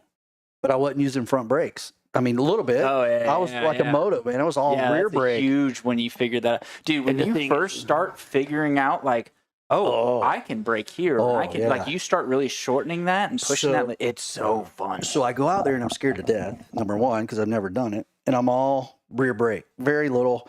Yeah, I'm like 70-30 rear brake. Oops. And I'm going in these corners and I'm just, and I'm passing people on the outside. Road racing, you don't do that. So he comes in and he's telling me all this stuff, and I progressively start getting faster. And I'm like, okay, cool. And then I blew the thing up. So like, God damn it, but I should have known kind of thing. So then he had a guy, Ken Essex, that worked for him, was a mechanic and had a CBR 600, a Hurricane. And Ken goes, well, I'm riding these classes. You can ride this class if you want to race. And I was like, dude, I don't have a license. I don't have anything. So Dave, being the bullshit artist that he is, this guy can shoot more shit than a double barrel doo-doo gun. I mean, he's just right off the hip. So I had, back then, CCS, the Championship Cup Series, was AMA backed. So he goes up to the Weir people, and God, I hope they're not going to listen to this, but he goes up to them and says, he needs to get a license. Because then you had to do a rider school before you got licensed. He goes, he needs to get a license. And they said, well, has he done a rider school? And he's like, no, but he's got a national AMA number. He's got a pro number. Yeah. So he gave him my pro moto number. Yeah. Okay, sign here. So I got a license to race. Shit. So I borrow these leathers and I borrow everything to do it. Well, I rode 3 classes that day on Ken's 600 from the back of the paddock and finished on the podium in all 3 classes. Yeah. So I was hooked. So you did okay. So I was hooked. Yeah, you did all right. So I went home owning a Honda dealership. What do you think I did? Dad. I got me a CBR 600 Hurricane. Did you get the Tom Cruise jacket and did not do that. That was on a Kawasaki, bro. That's a Kawasaki Ninja. That's right. That's a 900. Yeah. I just lost all my cool points for knowing that the V4 was, the 750 was V4 and the bike. Yeah, fuck me. Yeah. Time for you to leave. All right. So, you guys got this show? Got it. So that's where my road racing thing started. So I kind of dabbled on it and everything throughout the 90s. I rode some Daytona 200. I rode it 4 or 5 times, and I did some Weir races and just really didn't get serious, just playing. So where I really got serious was in 2000. Suzuki come out with the new GSXR 600, the new platform. Yeah. So the Shred? It wasn't the Shred. It was It's nothing without a Shred. it was the one after the Shred. So another friend of mine. I think the Shrads were the GSX, right? Before they went to the R. GSXR. That's right. There he goes. Made up for it. Yeah, brownie points. Yeah. So another industry friend of mine that owned a salvage yard says, hey, why don't we do some endurance racing? Okay, sounds fun. So I got a 600 and we went endurance racing. Well, we won like the first 3 in middleweight super stock. So he says, let's just do the whole series and see how we do. So here we go, cross country and this, that, and the other. We won our class first year. And the next year I go to Army of Darkness, rode for them in 2001, won the championship in that class. 2002, 2, won the championship with Army of Darkness again. And then that's how it kind of got going.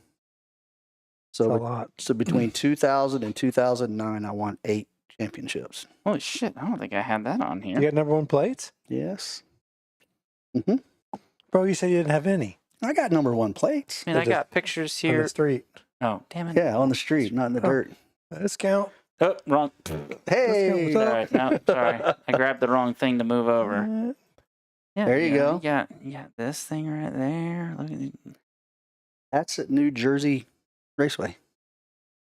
Yep. Damn. You are a badass. Yeah, Was. the older I get, the faster I was. But yeah. So the only year that I didn't win a class championship endurance racing was 2004, and I rode with an old dirt bike friend of mine, Billy Etheridge, and we were sponsored by Maxxis tires. Oof. We rode Suzuki 1000s on Maxxis tires. We would ride 6 hours on the original set of tires. 1 set of tires for 6 hours. And they were just as good at the first of the race as they were at the end. Not very good. We had, it was funny, we would change tires. We'd change rear tires in the middle of the race. You didn't even throw probably heat warmers on. them. Oh. Dude, we had to warm them for a week. Those things were so hard. But we ended up second in our class there. So I've actually, after Opie was on and talked about Billy Etheridge, I messaged him a few times because I thought he was still local, but I guess he's in Dominican, yeah, he's living the high life, Yeah. man. And I was like, oh, will you come to the States? He's like, oh, sometimes for around holidays or whatever. Yeah. So I'd like to get him on. Yeah, Maybe you get him in sometime. You can come back in Dude, and do a show with he him. is rowdy. Love him. Dude, the shit that dude posts on social media, I laugh my ass off at. You can tell he's like, I don't give a fuck. It's funny to me. I'm posting it, which Dude. I'm very much that way. But I'm conservative compared to him. No, no filter. Yeah, no filter, and he's always been that way. Love that guy. He used to he's a great moto guy. He's super motoed. He was a moto guy back in the 80s with me, and yeah, cool dude. What was your first motorcycle that you remember? Indian 50? The little 47cc Indian. A green one. Things. I didn't find any pictures of that, but I did find like There your we old go. flat track days. Yeah. I The found DMR? that one. That's me. No, that's actually a CR80. Yeah, this one, right? Yep. Same thing. Yep. Oh, that's fancy. Look at that red everything. Those leathers. 88? 80. They're cool. 1980. Oh yeah. 1980. First year of the CR80 Honestly, from Honda. You know what? I said 88, but I meant 78. No, That's what that's I 80. meant to say. First year Honda come out with the 80. Red engine, everything. That thing was a screamer, but it had like 4 inches of travel. And it works out well for flat tracking, right? Oh, it's great for flat track. Those leathers, a lady made me by hand. A local lady, a friend of our family. That's pretty cool. Yep, that's at the Mini Olympics right there. Mini O's. At Minios and Gatorback? Mhm. Yeah, nice. That's That's awesome. an Ocala right there. Wait, that's a moto bike? That is a moto bike. What's that, like dual trials tires on Yeah, there? but so back with the Minios, it was like a day of TT, a day flat of track. hair scrambles, and a day of motocross. There was actually 4 disciplines. You started. yeah. You started the week with flat track over in Ocala on a flat track there. Then they had a TT inside the flat track. Then you went to Homosassa Springs and did moto and a cross country race. And Damn. being from Florida, we actually called it Homo Sassa. Yeah. But yes, you almost said it right. You know, it's the proper Great, way to say yeah. it. Homo Sassa. Or Kissimmee. Yeah, kissing. But then they moved everything to Gatorback and did away with the flat track, and then eventually did away with the TT. Yeah. So, and they became Supercross and Moto. Damn. But yep. So yeah, that's my roots right there. That's where I started actually racing at 5 years old. You know, Nice. Gatorback actually one time had a badass woods loop. Yes. Have you done any of the FTR races? Did you ever do any of them? I did through the Mini O's. I did a couple FTR stuff. Dude, it goes into the lime, like way back behind Gatorback, because Gatorback at one time was a rock quarry or limestone hill, quarry. yeah. So there's still a massive one out, dude. FTR would take you through a bunch of really cool woods things, and they would take you along a trail where you've got a 100-foot drop off the right side of where you're at. Like if you screw up, you're dead. And it was fast. Yes. Super fast. And then when you finally get down into the thing that's the 100-foot drop, it's a 5th gear mile long straight. You go to this one cone, you turn around, you're 5th gear back. But dude, you're just like tucked in. It was so much fun. Like I did not expect to have fun with that. Wow. Yeah. I did FTR 2 years when I lived down there, but I don't remember. I probably did. Yeah. What years? 93, 4. Oh no, way after that. Yeah. When I did it was 06. Oh. But they got rid of doing the trails because they took that a big part of it and they made that 3rd motocross track, and I forget what they call it now. But either way, they've got the Gatorback motocross, they've got the Supercross, then they've got whatever the new track is now. That's almost more flat but wide, because Gatorback's kind of tight somewhat if you were to compare it to like Red Bud or Bud's Creek or something like that. It's a little bit tighter than that, but this other one was a lot wider. So, but it's still a lot of fun. I've just what's some of the let's pull up some of the pictures we've got here that I pulled from you, Mark. My dad. Pops. Yeah, I figured that was gonna be your dad. Did he always have a stogie in his mouth? Yep.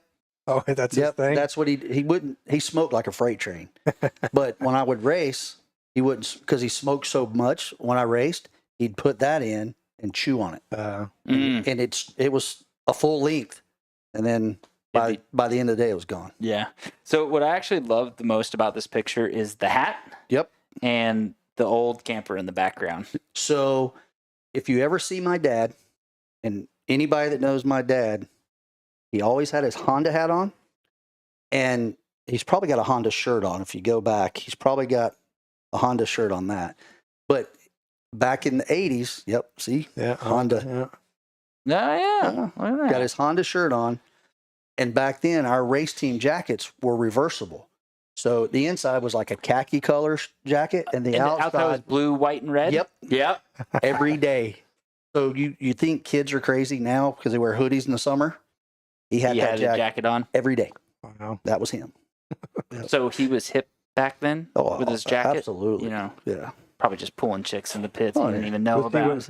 Was he one of those guys that yelled at you? Yes. He sucked. He was like, we're just packing it up if you can't hold it wide open. Yeah. So we were at a Loretta Lynn's. I'll never forget this. We were at a Loretta Lynn's qualifier at Gatorback. What we're here for. And I rode like shit the first moto. And, come out of the quarry do the drop off, go into the quarry. Then they had the big at double. Loretta's or no, at Gatorback. Yeah. Okay, I thought you said Loretta's. No, at Gatorback. It was a qualifier for Loretta Lynn's. Oh, okay. You go down the quarry and you kind of go up the dog leg, and they had that big double at the top. Mm-hmm.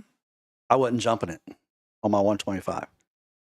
I came in. I got like third behind Turpin and Vince Devane or something. When I got back, my 250 was in the trailer. All the shit was put up. He said, "Just load it up. We're going home." No, I don't want to go home. No. And I finally talked to him. I cried. I was 16, 17 years crying like a baby. I didn't want to go home. So the 250 moto was coming around, and he said, "If you do not win this moto, we're fucking going home. We're done." All right. I got stuck in the gate. So I busted my ass. Probably the best race I ever did in my life. So I was coming through the pack, and usually he'd stand by the track and, he'd just go or whatever. He wouldn't do nothing. He was just arms crossed with a cigar in his mouth, just watching.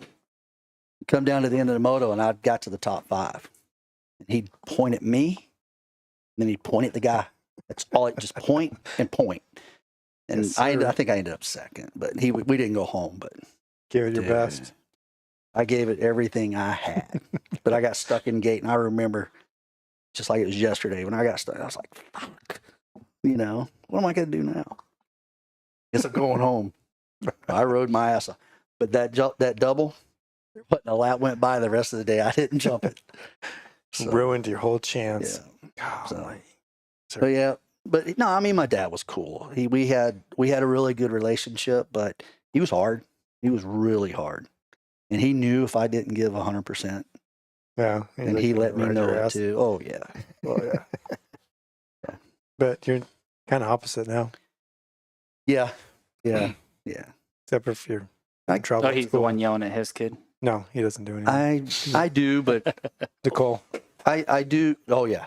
So funny story. We go to a hare scramble, and I take Andrew. He's one racing, and I was getting back into it to ride with him. We go to a Sorks race. We go to the starting line, and he calls me Marky. He goes, I don't want to ride, Marky. I was like, why, bud? He goes, I just don't. It was muddy. I mean, bad muddy. What race was it? I'm just curious. Maybe it was when I was Screaming Chicken, Chatsworth. Is that the one I went to with you? 4 years ago. No, you weren't there. That was before me and you kind of started hanging. But we went there, and I said, if you don't want to ride, buddy, that's up to you. There was a Screaming Chicken race I was at one time that was muddy as This hell. was I was terrible. so hungover. It's up on the side of the hill, So hungover. and it was so deep, rutted up. Go through the pastures, and they were like ruts this deep and like for miles. I mean, it was terrible. Screaming Chicken, the one with like a newer house you had to drive the. Yes, yeah. I got stuck going in. One I went to was with you. You know what? I don't think it was that. Lapped you. Yes. Well, I only rode one lap, Oh. but he didn't go. And I said, if you don't want to ride, buddy, I'm not going to make you ride. Just go back to the truck. I could hear my wife yelling and screaming before I ever got back to the truck. Get that. If you're not going to ride, don't ever ask us to go ride. We spent all this money. I mean, the typical dad move. We spent all this money. But it was your wife. Oh, my wife. Yeah. Dude, I think Raised it's the hell. race. That's the first time I met Nicole. Raised hell. Maybe. Yeah, she was not happy with it. I had my Honda. Was it on my Yes. Honda? Yep. But I rode one lap. I fell more times in that one lap than I did my whole racing career. This one wasn't that. That one It was I just. at then. I remember it going up the hills and the sun was in your eye. Yeah. And it was on the Yeah. side of the hill. And then you go down Yep. the. And It it was smelled like chicken terrible. shit. And I looked at Andrew. I put my arm around him. I said, buddy, you're smarter than I am today. It was horrible. Horrible. But my dad pushed me. He really did. He pushed me to get the best out of me. Sometimes I think it was too hard and it took the fun out of it. Yeah. But then after I got hurt, I really appreciated it whenever I went back to racing. Yeah. Because once I broke my neck, he never went to another race. Was he there for the race that you got Mhm. hurt? Do you think Yes. that changed him? Yep. He made the statement that, he's seen me get hurt before, but he made the statement when he got to me, I never complained of pain, and I was white as a ghost. So he knew something was wrong. He just didn't know what was wrong. What was wrong with the damage? Like, do you remember what I broke C6 C4 and C5 and C5 and C6, and I crushed C7. Hmm.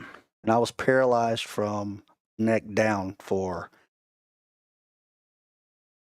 15, 20 hours. Fuck that. Yeah. That would have scared me out of riding. Yeah. For So, sure. but he told me, he goes, if you want to do it, I'll support you. But he never went to another race. I think he went to watch me at one arena cross in Macon, but he never saw me road race. Never once. Can't blame him. Yeah. I don't Yeah. watch my kid getting hurt. Yeah. Me either. Yeah, I mean, lucky enough, my kid's still like on this electric KTM where he does have a spill. He did have one where he messed up the brakes on a Stasic and like the 3-foot tall copings for the pump track and just went right off the edge and right onto his stomach. Where I was like, "All right, Uh-oh. you just," I for a second was like, "Oh fuck, oh fuck, oh fuck," and then I was like, "Okay, no, go back to the same calmness you have when your buddy wrecks because that's the best way to handle it, So I did the whole checks and settlement, went through it all, and but it was hard for half to 1 to 2 seconds. I was like, oh no, but then I snapped back. But Usually we're laughing at our buddies when they wadded up. Yeah, you stupid usually- ass. well, Like, you if he's can- moving, you laugh at him. Right. you can usually see the crash where Like, you uh-oh. can kind of judge it a good bit. But how many times has your buddy crashed where you're laughing at him and he's really fucked up and you don't know it till you get to Yeah. him, and then fucking You kinda- arm is completely in a Z, or they're You kind of have puking up you blood. have that moment you watch him crash. You go, oh shit, he's moving. He's Yeah. good. So, all right. So we really went around this to get to the question of what the hell is AMA Moto GT Okay. class? So Moto GT. So you had road racing was AMA. Okay. And then back the France family from NASCAR come in and bought like the Daytona. Did you see Opie or Chris's show where you talked I about heard that? Opie. Yes. Okay. Yes. I'd be curious yes. to know your side of that too. I can't say a whole lot because my wife worked for them. That's how I met my wife. Have her on then. That's how I met my wife. Oh. But so they had a series. It was kind of like an endurance series. It was almost like the Grand Am series in cars. Okay, you have your AMA stuff or your sprint stuff, and then you had this section was kind of like a Grand Am thing. So it was short 3-hour or 4-hour races, and it was endurance. So I had two riders, and they had classes. So I rode a Triumph 675, Daytona 675, and just was kind of doing it for fun out of the back of the pickup truck and all that stuff. And shit, I started winning. We started winning races. Barber, I love Barber. Barber, it was in the rain. That was my first AMA road race win. So it was pretty sentimental there because it was basically close to home. So we started following the whole series out of a back of a Dodge pickup truck. Me and one guy, Jerry Reeves, and we ended up winning the championship.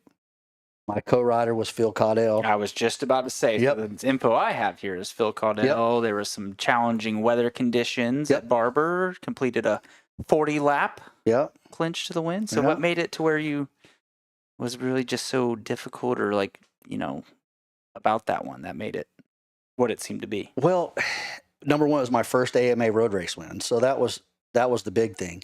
But Does it really count though if it's two Yeah. does it count? Okay. of course it All does. right. Of course it does. Okay. I took the checkered flag. Hey, look, I gave him shit about his vintage thing. I saw an opportunity. I took it. Okay. It's recognized. But if you ever been to Barber when it rains, number one, it's like super like sunshiny and dry. And it's like being in Oklahoma in a tornado. It just pops up like that and it gets bad. Well, I'm a really good rain rider. And it started raining and I said, I want to ride. On slicks, or you got We put rain DOTs? tires. Yep, rain tires. So it was really we were such a low budget team, and I mean we were basically it was race to race, and I was begging, borrowing, and stealing all that I could to get there, and begging everybody for $1 here and there, like panhandling, just to get to the races. And if I won, I could go to the next race. So What'd you win? Like, did you win any money? yeah, I mean it was decent money. Yeah, I mean, like- for road racing, like how much? Yeah. there seems to be a lot more Um, money kind of going along with that. I think to win that race, $1,500. That's like 15 grand. Oh, no. But I had Dunlop money and I had leather money and I had a helmet money and I had, I used all that. But I mean, it was decent. But, we made it through the whole series. And the cool stuff through that series, Bill and I started together. And then we partnered up with the guy with the beer distribution center Mhm. later in the season. So he's the one that had all the money. So then we had two teams. So Phil went to ride on the other bike, and I teamed up with Doug Poland for one race.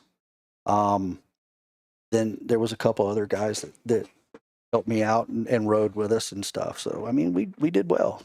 So we clinched it a race early, and then we went to the Daytona 8-hour and dominated there riding Ducatis. I feel like that would be a fun race to do, Daytona. Well, actually, I was talking about it with Billy Eisenacher a long, long time ago, and he was like, I fucking hated racing Daytona. And I think Opie told me too. Like they had, not fun. there's they call it like the Daytona, like bruise mark or whatever. Like apparently, like with going down the long straight, it's so It's the like, banking. yeah. Before they repaved it, it's like, Yeah. because you're tucked down in the tank and the tank is just doing this. So you'd end up with Yeah. this big old purple, So the blue, cars black mark on your chest. from NASCAR running the bottom groove, it got rippled. You could actually see it, where they bottomed the cars out. Before they repaved it, it was super bad because you'd be flying tucked in and you're bouncing off the tank. with the G forces pushing you down, Ouch. and your sternum would get bruised, and it hurt. Yeah. So everybody would either put stuff in their leathers to pat it, or I had a big like a towel, and I would duct tape it to the top of the gas tank as a pad. Bouncing along. Yeah, Daniel said that you would just stuff a bra. maybe I Is did what that he too. did? Yeah. He didn't actually say. I just thought that was a Maybe. good thing to. He probably would say that. He would say that. Though. He's like that. Yeah, He wears one all the time. tube top. No bra, just tube top. Whatever works. Honestly, would it? I mean, I've heard of crazy stories about like guys painting their fingernails for arm pump, to prevent that. But Never. Dan, That's Dan has that. Do you guys really not get the reference that I just threw at you? No. Yeah, I did. Okay, thank Yeah. you. Yeah. Motocross, the Disney movie. You don't Oh remember my that? God. Okay, at least you got it Yeah, once I said I it. got But it, if you didn't yeah. know it at all, I Yeah. was You I actually got paid it. attention fuck? in that thing? I I couldn't. yeah, I couldn't. that came out when I was in high school. Oh my God. it's I wanted so to bad. bang that dude, chick. That was not Wow. good. I do remember one time somebody was like, "Man, I saw that," and when they had the girl, but she shaved her hair, I was like, "She looked just like a dude," and I was like, "She looked like a chick with no hair. What the fuck are you talking about?" Like how does that?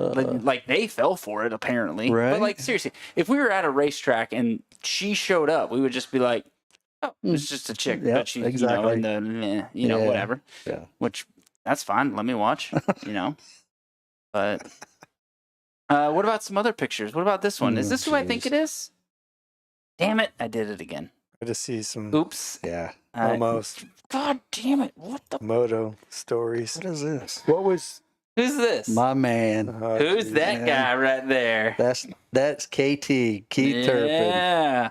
Yeah, doing Yeah, what well, we do. He's drinking one with you right now. I We- thought that was pretty funny. He's got the same beer you two Yeah. requested for this show. Yeah, that's my So, boy. Yeah, I figured I'd text that son of a bitch, and he didn't respond. He didn't respond? Nope, not at all. Ghosted me. I'm going to blow him out. I'm going to show him a picture. I'm gonna give him with- shit. Yeah, Mick Ultra and his were those hunting glasses? What is he? No, mountain we biking? were we did for about 3 years in a row.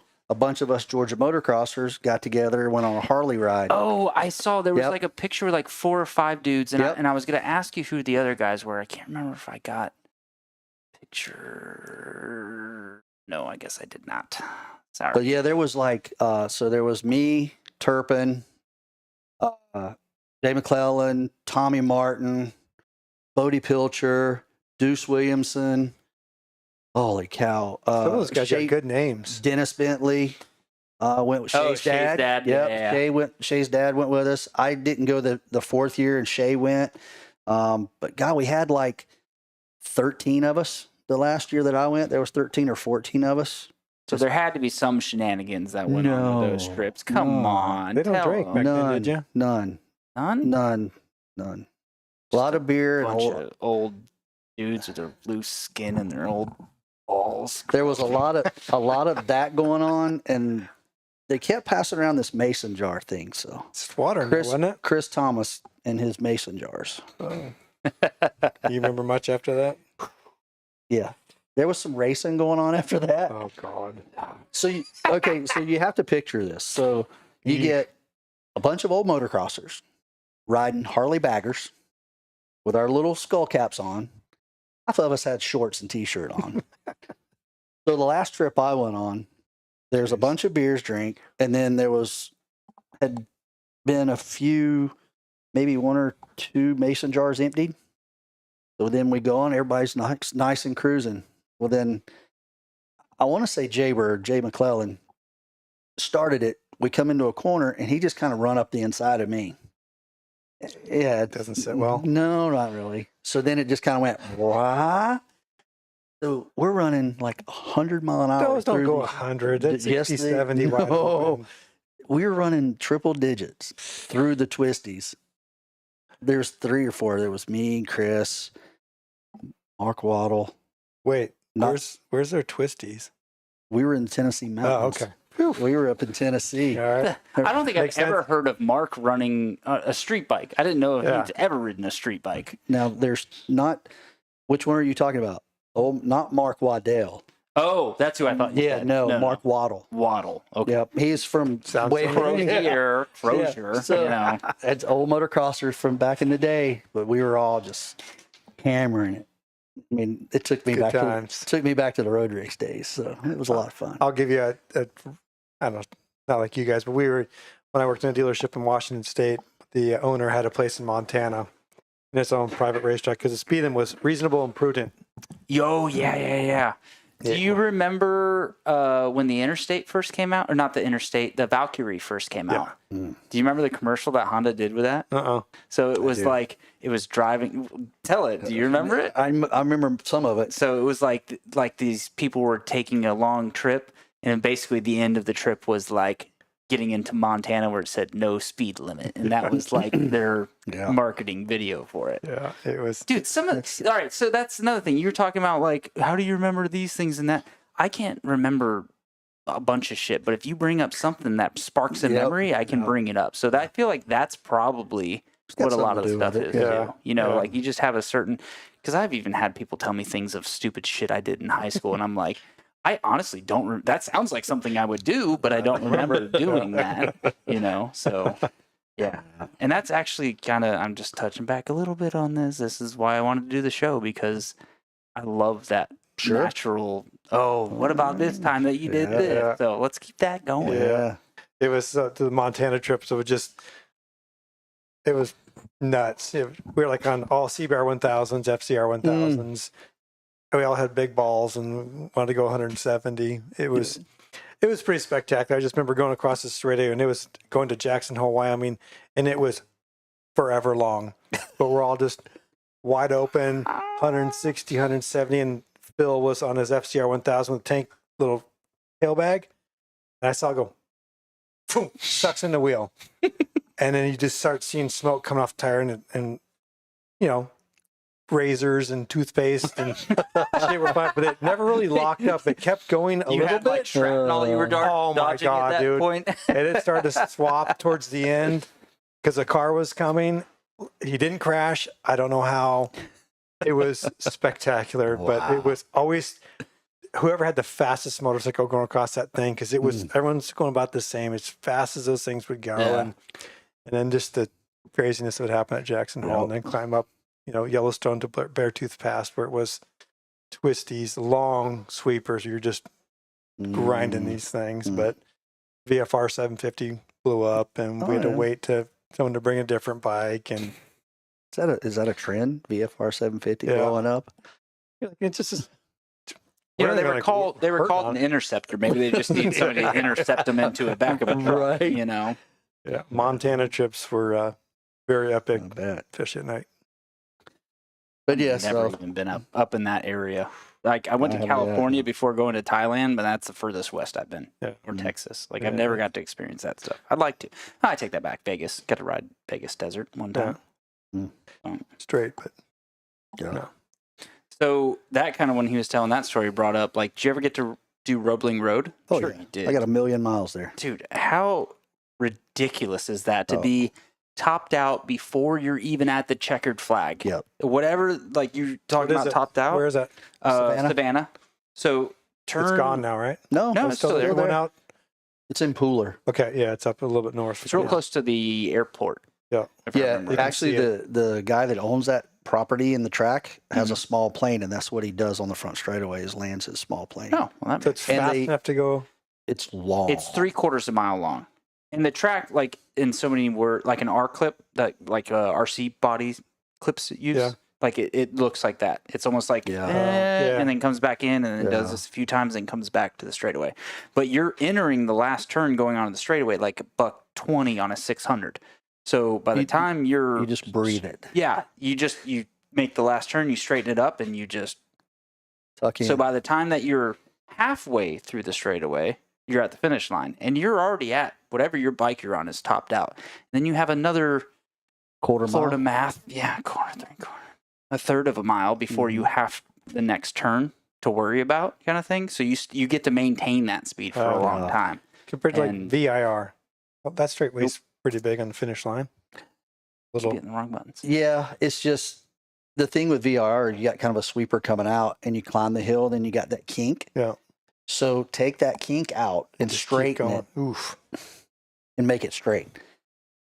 But the turn 9 at Roebling is faster than coming on their front straight at VIR. Jeez. All right. I mean, literally, it's like fourth gear, and you full throttle. You don't brake. You just roll off and roll back in, and apex it with your knee almost in the grass, and you carry Stay it in all the way to the edge.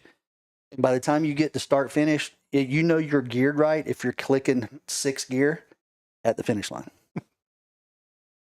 Yeah. Jesus. Wacky shit. I mean, I've got to ride some cool tracks. I've been at Road America. I've done Laguna. Oh, I want to do I rode Laguna. so bad. Broke my I just- collarbone there. Want to do the fucking Yeah. corkscrew or whatever that turn is called. I've What is been that there. called? I've been there 4 times.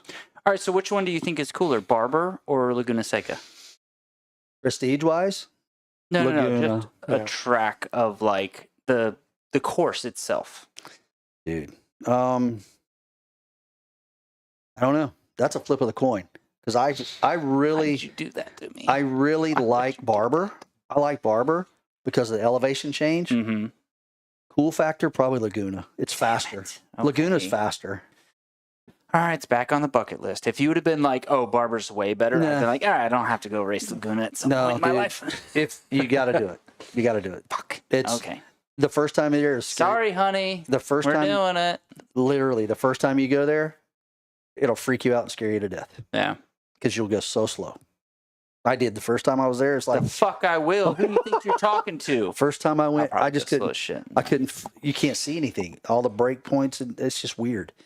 But it's so fast. Is that it's worse than Barber for the break points and Yeah. blind spots? Yeah. Really? Because, dude, talking to people that don't race moto, when they tell me about, oh, Barber's so scary, like it's so No, scary because the it's blind spots, I go and ride it, and I'm like, this is nothing. Like Barber's a motocross track I on could, pavement. well, yeah, I could see, except you don't actually get in the air. Well, I've done it. You can but, coming you know. out of the bottom Yeah. there. You do. No, but- I meant like, Oh no. yeah. But like Laguna, you're talking about blind spots, like the corkscrew. When you come into the corkscrew, you cannot see where the track goes. It just looks like a cliff, and you turn and you look at the you find there's a tree Way down. that you find the tree, and then you turn and point towards the tree, and then the bottom falls out. That's the worst for spectator. You can't see the track. Yeah, you can't It's see horrible. the track For Barber? Yeah, No. no, for for Laguna. Oh, Laguna. Yeah, Fuck the spectators. worst. You have to like just Yeah. down. Man up and ride, okay? If I'm going to Laguna, I'm on the other side of the country, so that makes sense. But yeah, yeah, I'm it's going there to ride. Another cool track is Road America. I could see that. It's long, That's what she said. fast, long and Also, fast. what she said. What does she know? Right? What does she know? Man, I'm really trying to set up something that would be really cool, and I just keep striking out. Here we go. It would be this would actually be pretty cool. We have a similar connection for teammates of when you said somebody's name, and I'm trying to get their number so we could call them. And I haven't talked to this dude in 18 years. Mm. So Probably not going I to can answer. get it. Well, I'm Who the trying to get his Fuck number is right this now. guy? Vince DeMaine. So I've got friends that knew him well. He was a teammate of mine Really? at one time. Yep, before coming up into So when- Georgia. Kind of going back a little bit when I said the whole Suzuki thing Mm-hmm. that I didn't get mine because I got hurt. Vince got it. Yep. He got my spot. So it was pretty funny because I don't think I'm gonna be able to get it. Like the people are messaging Kenny Yoho trying to get his Yeah. number, and they're not getting through to Kenny. So, so I'm kind of giving up on God. that, and I'm getting a lot of shit going. Wait till last minute, and I'm like, Yeah. I didn't know the guy knew Vince. So the owner of the shop, I'm texting with him and his wife because he wasn't answering at first, and I'm blowing her up, and I'm giving shit. They're like, calm the fuck down. And I'm just like, I'm doing a live show. So if you see me on my phone over here, and that's what I've been trying to set up. And there's 3 dots popping up, so I'm like, Yeah, but cool so dude. he was like before, like in me talking about being in the beginner class, right? So in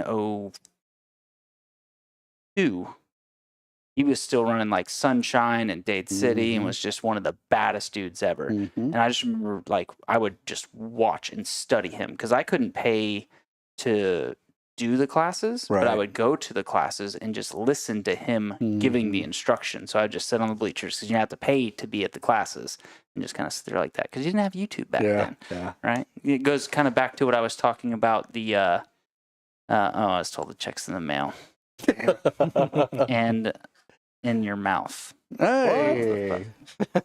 Oh, because I said I love you a long time and she said, yeah, checks in the mail and in your mouth. Okay, that's a good one, Sue. But yeah, that kid Vince was so fast in Florida. Dude, he was unreal to watch. But one of the coolest things ever, somehow talking, you remember the SoCal gear?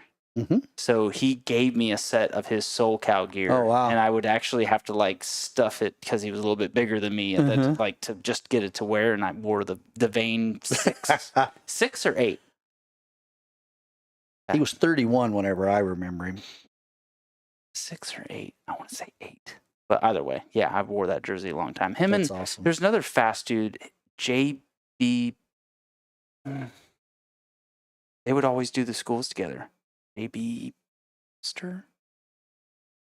Like I said, this is 05, 06, 02, 03. But when they got the Cowie dealer in Dade City, started doing the sponsor cup stuff, like we kind of started headhunting fast racers. So we essentially, the very first sponsor cup, did you get to hear about any of the Dade City sponsor cup stuff? Dude, it got to be huge. Like the who's who would come out there for races because it was just outlaw rules. You fucking take somebody out. Like they still talk about it on a lot of podcasts today, like Pulp and all kinds of things, right? Wow. And we just kind of went after him. So he won the first ever sponsor cup series for the team that I was on. So I got to like beat. So I went from like this goon beginner guy to like a low level A guy and on the same team as Vince. It was like a pinch Right. But dude, he was was unreal. Watching his racecraft and making it happen was like second nature. Oh yeah. But here's one thing that stuck with me. His wife, super cool chick. I can't remember her name. Who knows if they're married now still or not. Right. But we were talking about injuries one time, and she goes, I beat all his injury. She's like, yeah, you guys do all these crazy things, but I beat all his injuries in one day in one car crash. Oh, jeez. Yeah. She's like, they started telling me, she's like, yeah, my femur part of my femur was in the door. And that kind of, at a young, impressionable age of like 16, 17-ish, maybe go, you know what? Fuck it. I'm going to do some dumb shit because I could have the worst car accident or the worst injury ever in a car. That's right. Well, I didn't expect to make it this long, though. When I made that agreement with myself. So here's all right, I've had to dead end with that thing. Here's a picture. I wanted to pull up a picture of Mark with a cock on his shoulder. Jesus. The way he likes it. I knew that picture was coming. What the fuck? I'll be honest, I have no idea. So we were... Wait. What about those earrings? Oh, geez. Look at those hoopers. Yeah. Yeah, buddy. Damn. That was after... Don't give him shit. His boyfriend probably liked him, okay? That's right. Was that a real? No. Oh, no. Okay. And by the way, those are toe grippers. Oh, there? Yeah. Wait, what? Earrings. Fakers. Earrings. Toe grippers? Yeah. Think about it. They weren't real? Yes, they were real. Oh, okay. Okay. Never mind. Oh, I get you. Oh, my goodness. That would hurt your ears, though. Could possibly rip those right out. Yeah. I'm into some weird shit. That takes a cake. Oh, God. So I quit racing. I've never heard that. Toe hooks, whatever you want to call them. But I quit. All right, but those are pretty small. I could maybe see heel hooks, like get the heels in there, kind of thing. But that rooster, I don't have a clue why or what. So it's a nice looking cock. That was at Barber, and that thing circulated the pits. Everybody, one to another. And I ended up with it on my shoulder. So I guess I can finally say I had a cock on my shoulder. Yes, one and only. One and only. Probably wasn't the last time. Might have. That I know of. Might have. I like how you were like, I knew this was coming. I thought about that riding over here today. I said, I bet that picture's coming up. Well, how about some other cool ones? I mean, that's not as bad as the video, though. That video was not good. Yeah. How about this? Is this worse? Your Captain No. Morgan stance Yeah, that's with like the we were winning. See that P1, You know, no. but we were winning, and that was at the end of the race. And I think Phil was actually on the bike, and he was finishing up the race, and I was doing the crazy Captain I Morgan, found a good I would little assume pic you're of on this. Triumphs because you had the the British. Yukon. Yeah. So Phil, that Is was that, my that's a Ducati, yeah? Yep, Yeah. yep, There it is. 848. That was our bike. That's what we did for the AMA stuff. I'd love to have an 848. Actually, you know what? I think if any of the Ducatis that I would want to have just for nostalgia would be the 996. Yep. You know, like Yep. if, out of any Style, of them. yeah. Yeah. Just like you look at it now next to any of the modern sport bikes, you're like, but back then, Yeah. 916s. Oh yeah. Yeah, well, they share the same bodywork as Do the they? 996, Yeah. I believe, Yeah. right? they're real close. Yeah. I think that's one of our bikes right there. That's probably Bobby Fong's bike. Bobby Fong. I He know rode that for, name. Yeah, Yeah. he's AMA Superbike now. He's riding for Yamaha this year. Okay. Bobby Fong. Bobby Bobby Fong. Fong. The Fonger. That's another strong porn name. All right, so strong porn names of pulling chicks. What about this one? I know this isn't you, but I feel like there is a funny story with it. This is the so- epitome of like a 90s road race. The That- cub, the glasses, So Yeah. the hair. that's Dave Frederick. Yeah, I saw The you one tag that the got name. that he's the one that got me into road racing. That's the one that bullshitted his way through to get me the license and everything. Just that dude is a barrel of laughs. Freaking hair. He had a Hurricane 600, and you remember the Honda GB 500? Single remember- cylinder. yeah. XR. He had 500 one of engine. those and finagled an RS 600 head and top end off a flat tracker from Honda somewhere. And I love the box. Did all van. right? The old Oh, yeah. Cowie box van. yeah. I don't remember Good where times. that's. Skid times. I'm not sure where that's at. That might be at. Hey, they Memphis. were letting the good times roll back That's then. right. Yeah. That's right. Speaking Literally. of which, Literally. I did want to touch on the Kawasaki two-stroke thing, that news that just dropped. Uh-huh. Yeah. I had a little birdie tell me that it's going to be a 300 fuel-injected bike. Hmm. So that'll be cool. With a few more to come after that. I heard a Yeah. rumor today, listening to the radio on the way over here, that there's going to be either a 125 and a 150, and it's going to be a 250 or a 300. So here's my question to that. It always takes one, right? KTM's in a bit of a pickle. We Mhm. all know that. But what if them doing that, and Honda would, I feel like in this case, be the last Oh, to absolutely. come on. They were the first to go, and I feel like they'd be the last to come on the bandwagon. Yamaha never gave it up, but they also didn't develop much. Right. And I've also heard rumors of, I got some connections of, they're trying to revamp into those things too. Like they already have the Europe version. What's that? Fantic. The Fantic, Oh, there's yeah. already a 300 fuel injected bike over in Europe. With you know, electric start. with Yamaha part numbers, if you were to order it, kind of thing. Mhm. Like, there's a lot of things going on that wouldn't take much to shift it. But do you think that guys would put KTM in the dirt? No. What they have Nah. going on? Nah. No? Hopefully Cowie does it right and got a real frame and suspension, not just a Yeah. KLX 300 with Well, they said Yeah. two-stroke in Well, there. And Or a, KDX type Yeah. frame kind Yeah. of thing. They Yeah. said it's not going to be a play bike. You know what I really It will not be a KDX. Yeah. what I really wanted to do, because there's the Kawasaki distribution place down in, I think like South Fulton or kind of south of Atlanta or whatever, kind of in between where we are or where you live and where I'm at. And I wanted to go to their thing with two Japanese guys, like just walk in like I'm Just like talking you own the and then place. break out the camera, run out the door, and then be like, this is what they're dropping. And then have the Japanese guys come out and like bag me and take me away. Like, how good would that have been if I could have pulled it off? But I feel like I still want to make it happen, but it's probably going to happen when it's old news or Yeah, whatever. But yeah. I'm going to try to do that, people. I think it'll be a good little skit. That, Too funny. yeah, that would be pretty good. I look forward to whatever they got. That's pretty awesome. Oh, Yeah. yeah. get that thing going. I just a change or whatever. Yeah. And it's even crazier. Like in your bingo card, would you have put that as a possibility for this year? No, Hell no. you would have gone electric Ever. with the other things going on. Yeah.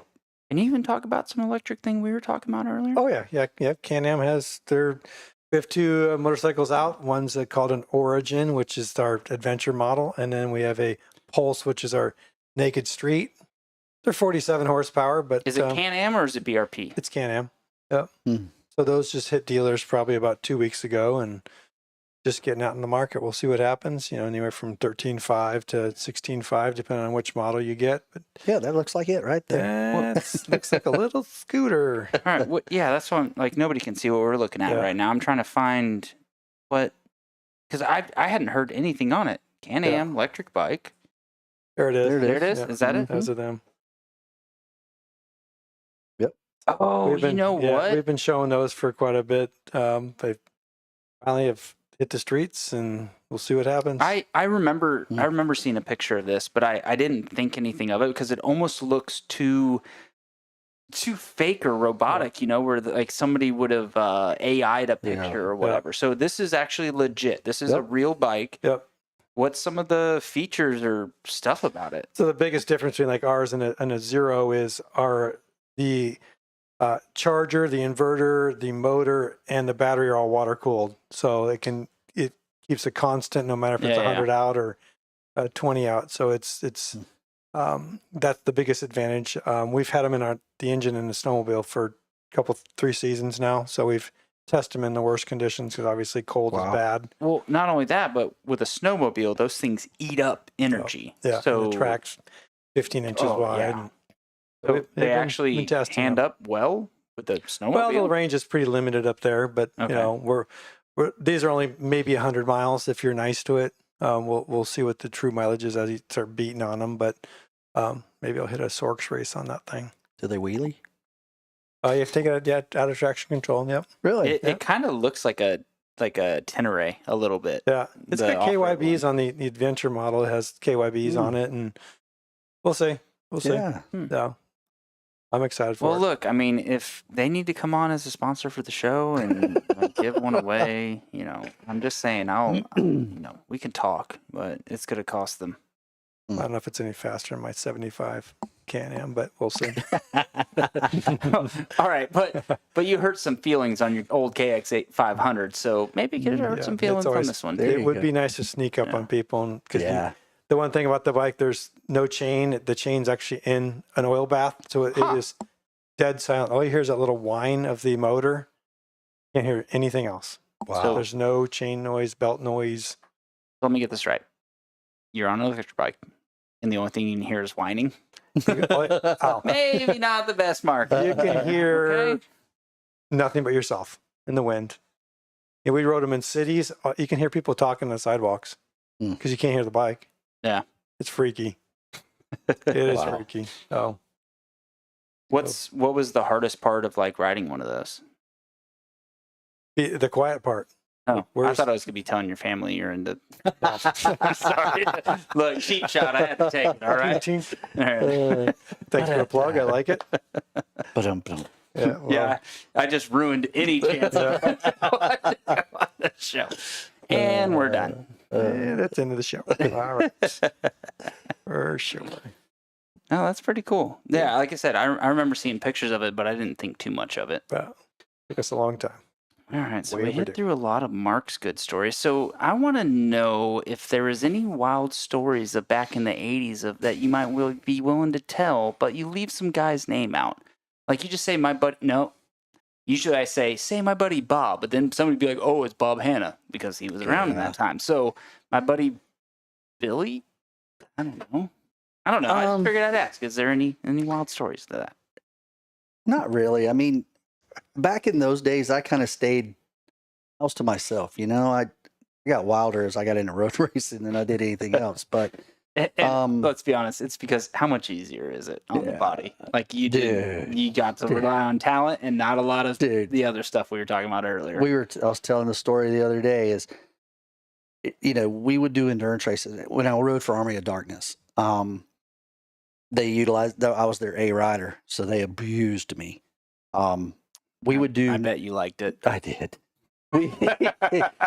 So, we had oversized tanks and stuff like that. So we would do 90-minute, 100-minute stints. So I'd start the race. So I'd run the first hour and a half, hour and 40 minutes, get off the bike. You threw that in there. Get off the bike. It was sticky. Yeah. My teammate would get on and do their stint. And then I would go on and do like a double stint. We'd do a 6-hour race and I'd run all but like an hour and a half of it. It was just, Dude. and I wouldn't be tired. But from doing moto, this was easy. It was all mental. Yeah. I mean, there's some physical dealing with the heat and dealing with stuff like that.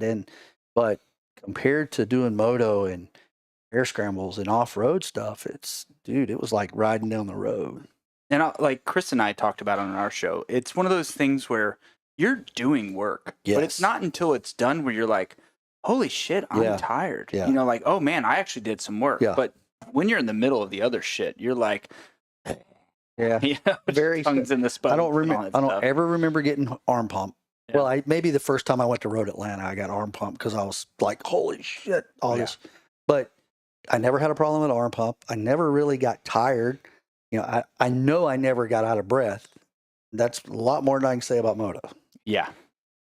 Like shit, now 2 laps and I'm out there going, I can't breathe. 2 laps? Brag about it, asshole. What about like Supermoto was good, just same thing. You didn't have to be in the best of shape. Right. You could just go out there and do road racey / dirt bikey. So what about there was some AMA Pro Moto race that you somehow whipped Mark and Jeremy McGrath's ass? Why don't we Mike hit on that one? Quite a few. Yeah, Nat, you did some pro, supermoto stuff, and there was a little bit of some stories there. You guys we were texting last night, and that started coming out. I was like, guys, save it for the show. Yeah. So why don't we hit on that? What do you remember from that day? And I want to know what Mark remembers from that day. I remember I sucked. What bikes were you? I rode both classes, 450 and open. All I had was a 525 KT. Let's backtrack a little bit. What series? Where at? This is the AMA Supermoto Series in South Boston, Virginia. What year? South Boston. Boston. I don't know what year it was. 525, so 03, 4. Yeah. 02, 3, 4. I'm going to say it. I dated a chick from Boston. The happiest times I had with her was when she went to sleep because, goddamn, she would not shut the fuck up. But yeah, I'd never done it before. I said, shit, I'm a flat tracker. I'm a moto guy. I'm a road racer. This is easy. This was your first one? Never been talking about? Never even rode one before. Oh, that's funny. I show up at a pro race. Wasn't even my motorcycle. I rode somebody else's motorcycle. They took the bike there. All I had to do was show up with my gear. I showed up to an AMA pro race to ride this class. Yeah. Totally different. I didn't even qualify. That's probably what I thought was funny in the text when you were like, he was like, oh yeah, I waxed your ass and McGrath's ass that race. And you go, I bet you did. I didn't fucking qualify. That's what I was like, guys. I could probably honestly say, if I look back through my whole racing career, that I've probably not qualified for a main event 3 races, maybe. And that's one of them. And the other 2 is because I crashed or something stupid. Did you have a slipper clutch or anything? Because we didn't have any of that stuff on any of our bikes. Yeah, I had one, and I never ridden with one. You were probably expecting some engine braking. You were like, what the fuck? Yeah. I mean, I had no clue. Yeah. No clue. Metal ramps, metal tabletops. Hell is this? Launcher one, too. On pavement. Yep. Yeah, I didn't get the feel of it. I'd never done it before. Yeah. So, awesome. I went out, heat race. I rode practice, qualifying, heat race, last chance, and went home. Were you doing one of those deep cries on the way home? Just like, no. Or were you just like, fuck it, I'd never done this before. I'm going to drink my feelings away. No, I basically was, holy shit, that was an experience. I mean, it was so weird because, I got flat track background and you use a lot of that. Yeah. I got road racing background and I'm a moto guy. Put it all together, you got supermoto. Nah. That shit's so far from the truth. It's crazy. I thought that I did a TT race in Tacoma at the Tacoma Dome with Nicky Hayden, Tommy Hayden. I'm like, fuck, I'm a supermoto guy. I can fucking do this. Yeah. I sucked. Yeah. Totally different. Yeah.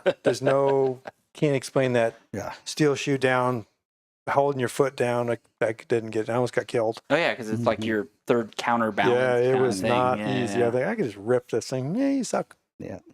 Wasted my money on that. That's kind of how I felt about South Boston. Yeah. Best. Yeah. I only did the only AMA races that were close were South Boston and Nashville, and that was like Pastrana showed up for that and just whooped on people and Hurt feelings. Yeah. it was. Everybody went home crying that day. Yeah, then it started to switch to dirt bike gear because that's what Pastrana wore, and then when you wadded it with that, You got tore your up. body was shredded, but you look cool.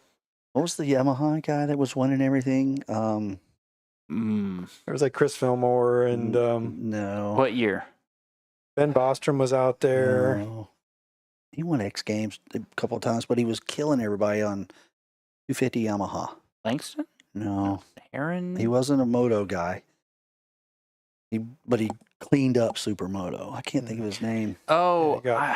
I know who you're talking about because they've talked about it like on Whiskey Throttle and Show, and Yeah. there was like guys that became like kind of the Yeah. experts, and Yeah, that's this what kind dude of was lost a little bit. badass. I actually saw that you and Ping were like friends on Facebook when I went to Creek to get pictures. Like, did you actually get to meet and hang out with him and stuff? Everyone was there. Like I said, Pastrana, Yeah. Pastrana, McGrath, and Mike Metzger, and all those, and Jeff Wardy would show up, and they did just put a spanking on me just because I didn't have any slippers, and I was riding a WR 426 in the 450 class, so I never qualified in that class either. But big bike I could for some reason.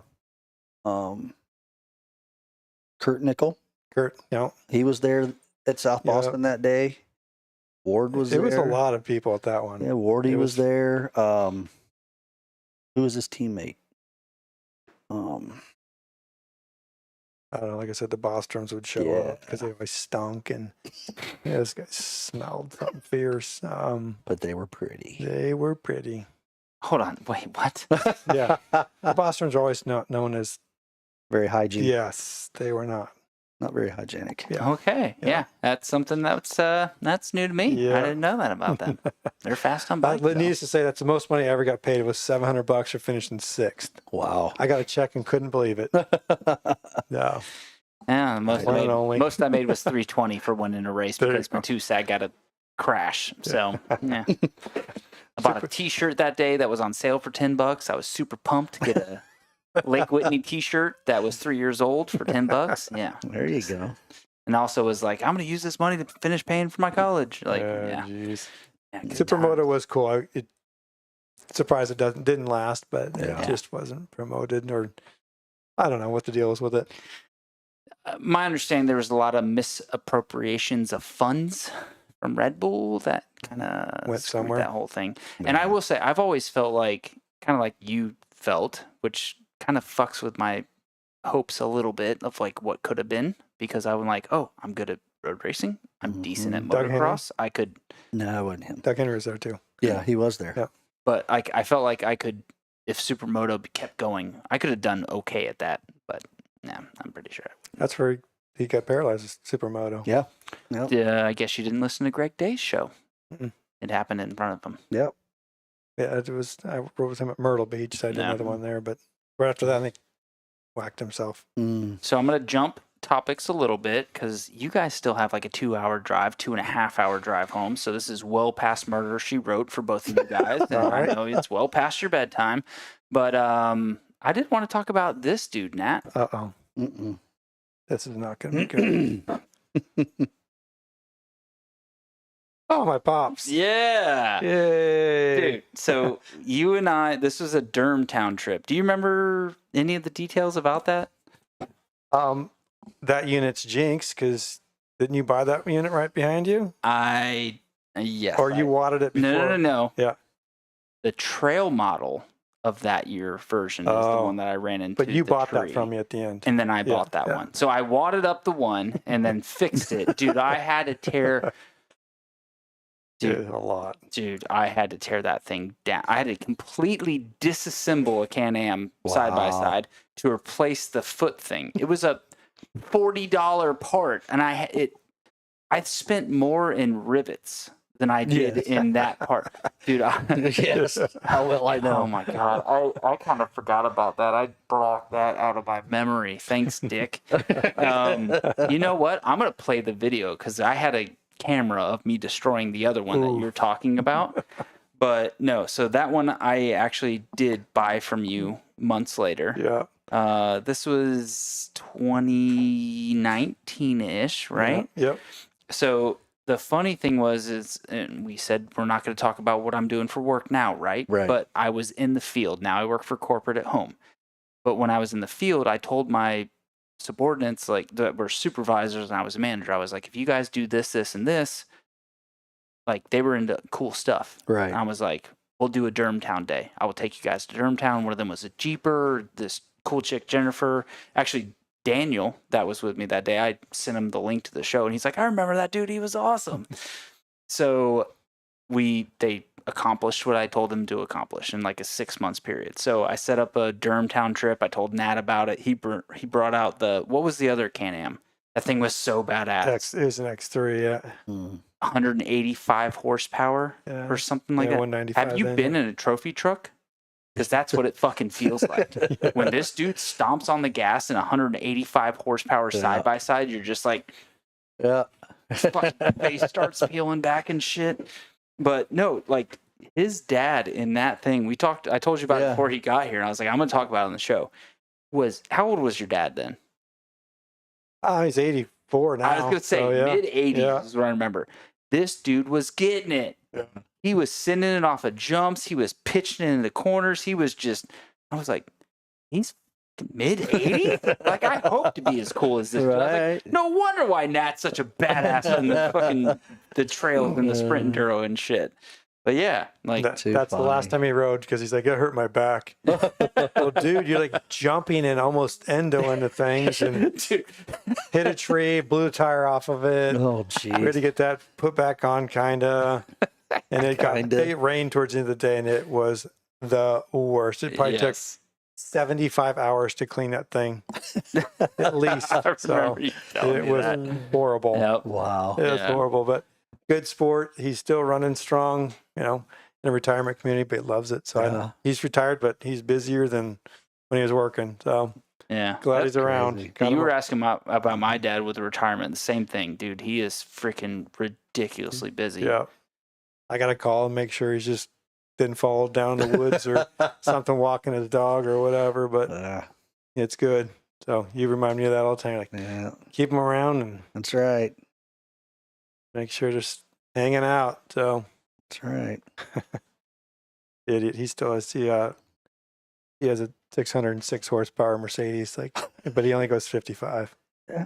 Right to 55. I'm not going to speed and get a ticket. That's the way my dad was. My dad drove a Mustang convertible. Dude, I just searched Durhamtown side-by-side crash. This is the first one that comes up. Oh, no. Hold on.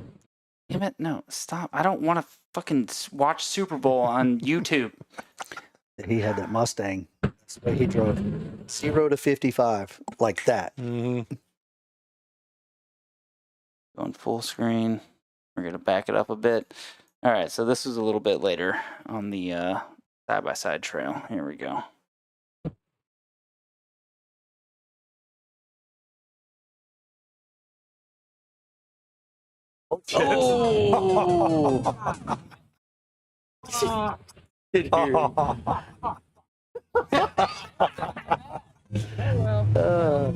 Yeah.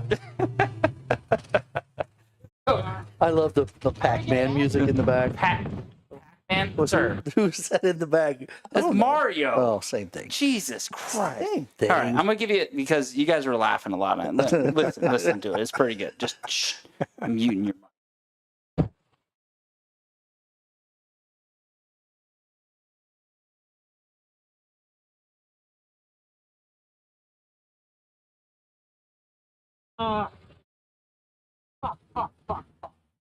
That wasn't even that bad. Oh, well.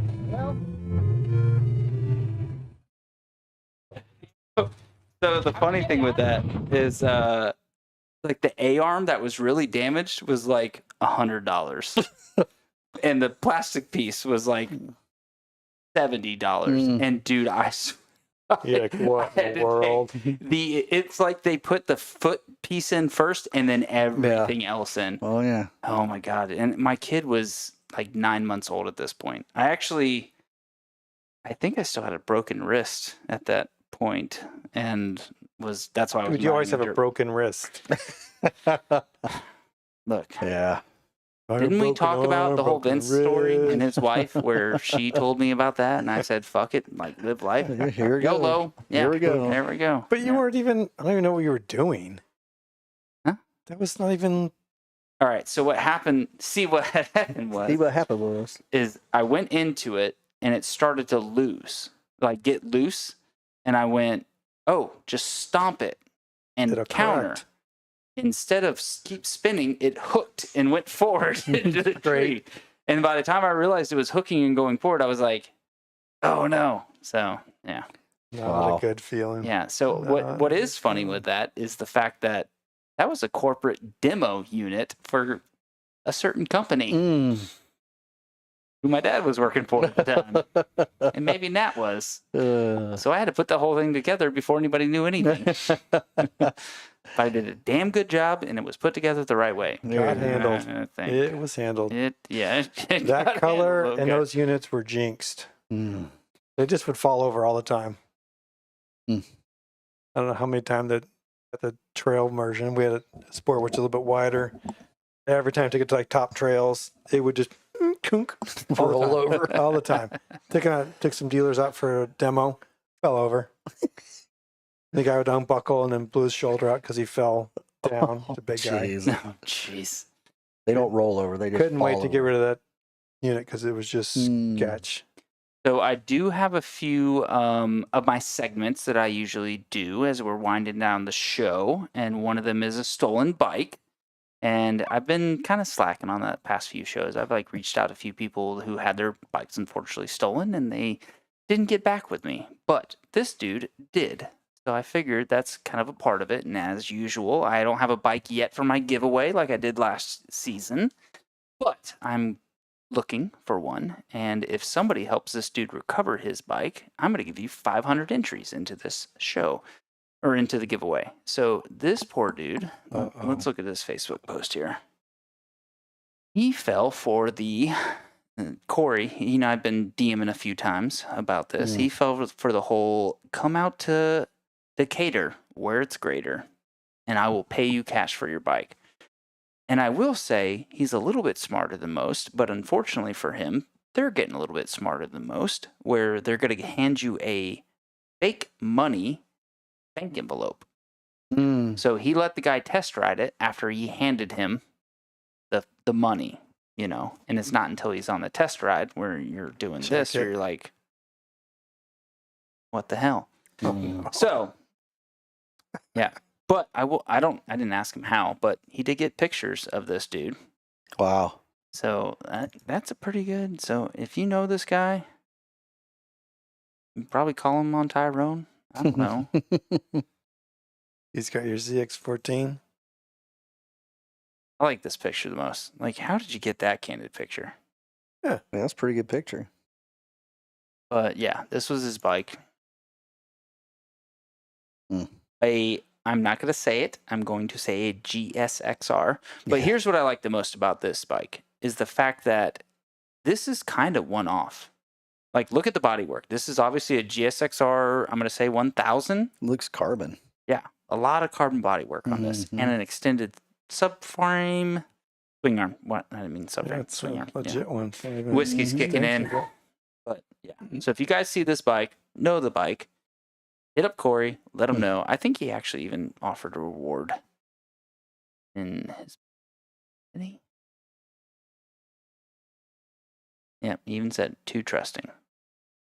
And like I've said it several times on the show when I've done this segment, is don't be the good guy. Yep. Cover your ass. Don't own the bike. Absolutely. Hold the cash. Make sure it's good. Have a money pin. So the 500 that I bought that we were talking about, and you're very upset at me, and 10 other people are upset at me for buying. I got the money from the bank. I went to the dude who's a cop, and I still handed him the money with my money pin and was like, "Do you want to make sure it's good?" He was like, "Nope." But Right. Wow. and honestly, if I was a scammer, that's the way to do it. So if Like, somebody does that alright, to you, good, be like, yeah. yeah, I'm going to check it. Because if somebody does that to me, I actually do it still. Because I don't give a fuck about hurting somebody's feelings. So the other thing that I wanted to bring up, which is not a segment of mine, but I did have a segment called Assholes on the Internet, which my wife encouraged me to stop doing for reasons. But this dude, what up? Did you guys hear the story about the kid in, I think it was New Jersey-ish? That explains it. Yeah. Yeah, that does kind of explain it. Real close to Boston. I closed everything down, so now I gotta get into here, and I gotta get the messengers. Oh, look, here's all the messages between your... So that's the daughter that gave me the video, Kayla. Oh, I'm going to get her. Yeah. All right.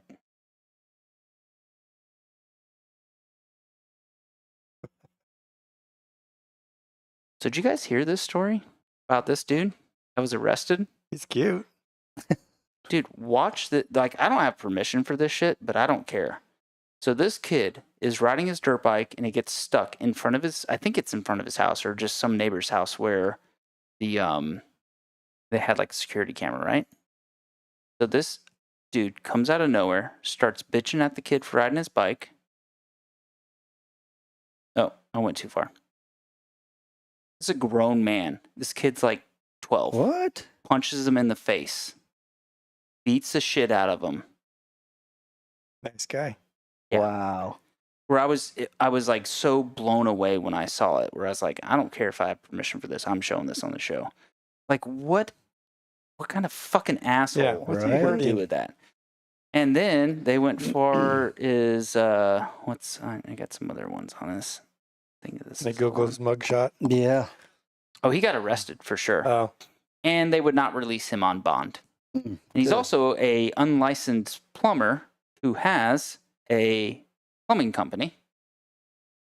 So yeah, you want to look into some more on this, dude? This was the funny thing too. When I saw this, people were putting his like company phone number up Oh, and wow. all kinds of stuff. Where I'm sure he's getting blown up. Oh, where I was yeah. just like, thuggy ass punk. Yeah. like I don't care how mad some kid makes you. Like, Right. what kind of idiot is gonna punch a kid? It's a kid. And even we made a comment earlier. We're not going to go into all the details of how we got to this comment, but there's cameras everywhere. Oh, yeah. You can't get away with shit. Absolutely. You know? Absolutely. Yeah. Jeez. So Okay. those are the two main things I wanted to hit on before the show ended. But let's keep going. What's your favorite motorcycle you've owned? Dirt. Dirt bike. Oh, I know. Mom. Ooh. Whoa. Damn, he that Damn. bastard. You thought of that. Damn. Sorry, go ahead. Well, I'm all what's out of yours? Your mom. YZ250F. What year? 23. It's a cross between that and my KTM 350. Okay, how about two-stroke only? 1986 CR250. Wasn't there some conversation about he built one that was like that? We were talking about it with the 500 earlier. At 86. He had an 86 500, and I built an 85 250. 250. Okay, that's Oh. what it was. I like my 93 CR250 Mm-hmm. or What's- 96 CR250. Here's a quiz for you. What's Pretty Boy's favorite bike? He is too complicated. No, It's probably his, what, 01 CR250? no, Yeah, it is. no. What is it? It's KDX 220. Oh, Mhm. wow. You know this because he wanted to race it in the 24 race, and I talked him out of it. Yeah. But he's like, it's the best bike ever. Whatever did it slow as Wow. it could be. They're fun bikes, though. Yeah. Yeah. They are fun Let's bikes. run out of It's like- suspension. Hooking up with a big chick. It's fun. That's Thanks, right. friends. See Right on. Right on. you. Four strokes, obviously. Any 350. Honestly- Actually, my 18 KTM 350 is the best one. Yeah. Like 23 is you okay. asked, like, what's my favorite one? What are we doing? You know, Just all around bike. Yeah. no, I need to know what I'm doing. That's going to determine what I'm Off-road what I'm only. getting. So your Sorks race. 250 FX. What year though? Which one? You probably had so many Yes. of them. Yes. Yes. Yeah. All good. Yes. Yeah. Yeah. Doesn't matter. It really doesn't. Like, get the suspension set up, electric start, good to go. Yeah. My 250F I had was pretty cool. Too much revving for me. Not in the woods. Too much revving. Too slow. Well, what's yours, Nat? 350s No. Yeah. I'm still all trying the to- time. All the time. Let's see. Where Moto. Some other ones from the year. Supermoto probably worked Williams. pretty good too. Yeah, mine does. Well, I feel like we're kind of getting close to the end of the show. I don't want to keep you guys too long. You got any? But I do want, like, dude, I know, Mark. There's some stories in there back in the day that wish I could get out of you. Just We'll do it again. no. I'll do some no. thinking. What if something happens? What if this is it? It's What if- not. What if this is all your kids have to remember you Oh, by? Jesus, Okay? here You we know, go. like, can you just let out the stories? Let them know. I don't really have any, honestly. I don't. That I Have can you think ever- of.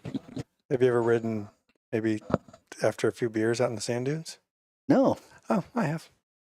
Ended But- very bad. Whoa, but have you ever done a moto race after drinking a keg all day? No, Okay. I how'd that have. go? Well, let's go with that, Mark. What happened with that story? So- All right. So there was a little local race around Fitzgerald, Georgia. Okay. Little bitty podunk moto track. So they had this little local race. Well, Uh-oh. there was some friends of mine that showed up after a party that had a keg in their van. I'm not going to mention any names, Donnie Banks. So he shows up, with his four-wheeler and this other friend of ours, Greg Schultz, that I'm not going to mention. So they're tapping in the keg.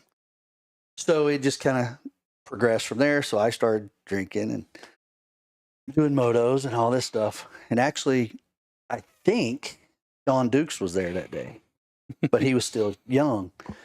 So the first moto, pulled the whole shot, won the moto. So the second moto, you remember the old Jams board shorts that we used to? Oh, yeah.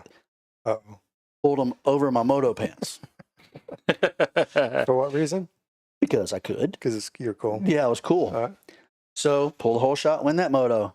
So then I think Greg is the one that told me, he says, since you think you're so bad and all that stuff, why don't you wear your sunglasses instead of goggles? All right, I could do that. I can do that. So I go out for the last moto.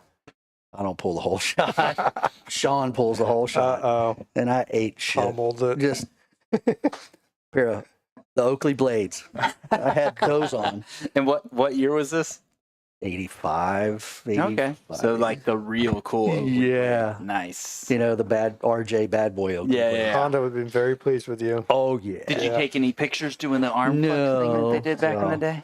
So that's probably one of the dumbest things I've ever done in a racetrack. But yeah, drinking beer and racing all day. Yeah. A little local. Super good. Really bad. I can't recall if I brought this up on the show in the previous ones or not, but you're talking about like having bad drinking experiences and then racing. There's one time at Ishikani where my buddy Brandon and I we hooked up with a friend of mine since kindergarten to 8th grade. We were best friends, inseparable, and we lost contact with each other until our mid-20s. So he lived 2 miles from Ishikani. So I stayed at his house the night before. And he's like, I haven't hung out with this dude forever. We're fucking getting wasted. Dude, I was so drunk, so hungover, so needing to throw up. We watched 2 Girls, 1 Cup. Oh, Trying God. to throw up. No. I've never made it through watching the whole video. But haven't either. I was able to make it through. And like, it was the worst, just absolute Yeah, that's bad. worst. I'll do one more story. It was in Nevada that my buddy Dan Y and this other kid, Jim Schlichting, was our pit guy because it was a desert race and it was I think 150 miles. But I remember the night before just drinking at the bar and we heard some lady give her room number out So we just charged all the beers to her. And we, needless to say, it was not good. I put my helmet on in the morning, puked in my helmet, but it ended up being a very good race. I think I got second overall in that race. It was pretty epic. But Dan talks about that all the time. He's like, dude, you puked. I'm like, I had to. Yeah, I had to. We were like, I was like, I need to vomit to get this out, and it did not work. Yeah. Just that lady probably went, I didn't have this many. We're going to see if this guy will pick up another name that you just mentioned. Oh, jeez. A number that I was able to get a hold of. Oh, jeez. Time is it? Hopefully he's sleeping. He's probably sleeping. He's really old. Mark's age. His daughter's super hot and deals with arena cross, though. Donnie Banks. Did you serve a minor? I'll see. He was a minor, too, probably, when you were drinking. I was. Hey, this is Donnie. No. Oh. Yeah, man. Let's see. That would have been funny if we could have got him on, because he has no. So I actually got to meet him at the Great Escape race for the first time. I'll see him. And will you? Yeah. Oh, jeez. Text him. Answer your phone. Crozier has questions. Yeah, that would have been pretty funny. Maybe I should have Bluetoothed on mine and then called him, because But dude, at the Great Escape race, did you see his hand? Yeah, afterwards? I did. Dude, that thing got fucked up. What happened? Dude, it went in a sprocket. I think it went into Billy Eisenhower's sprocket or something. It's his brake lever. Okay. Yeah. Donnie said he crashed somebody crashed in front of him and he fell or whatever and hit his hand on the foot peg or the brake lever or something and just filleted it. Yeah, it was It was bad. nasty. Oh, one other segment we need to talk about is my tech tips.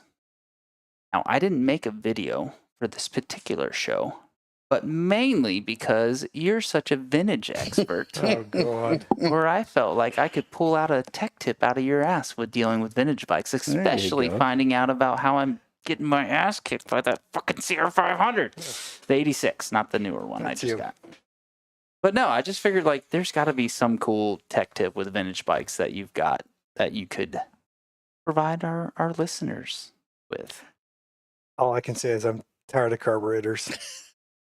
Or electronics. It's just not fun anymore. Yeah. Yeah. The points? No, not even points. Even old CDIs.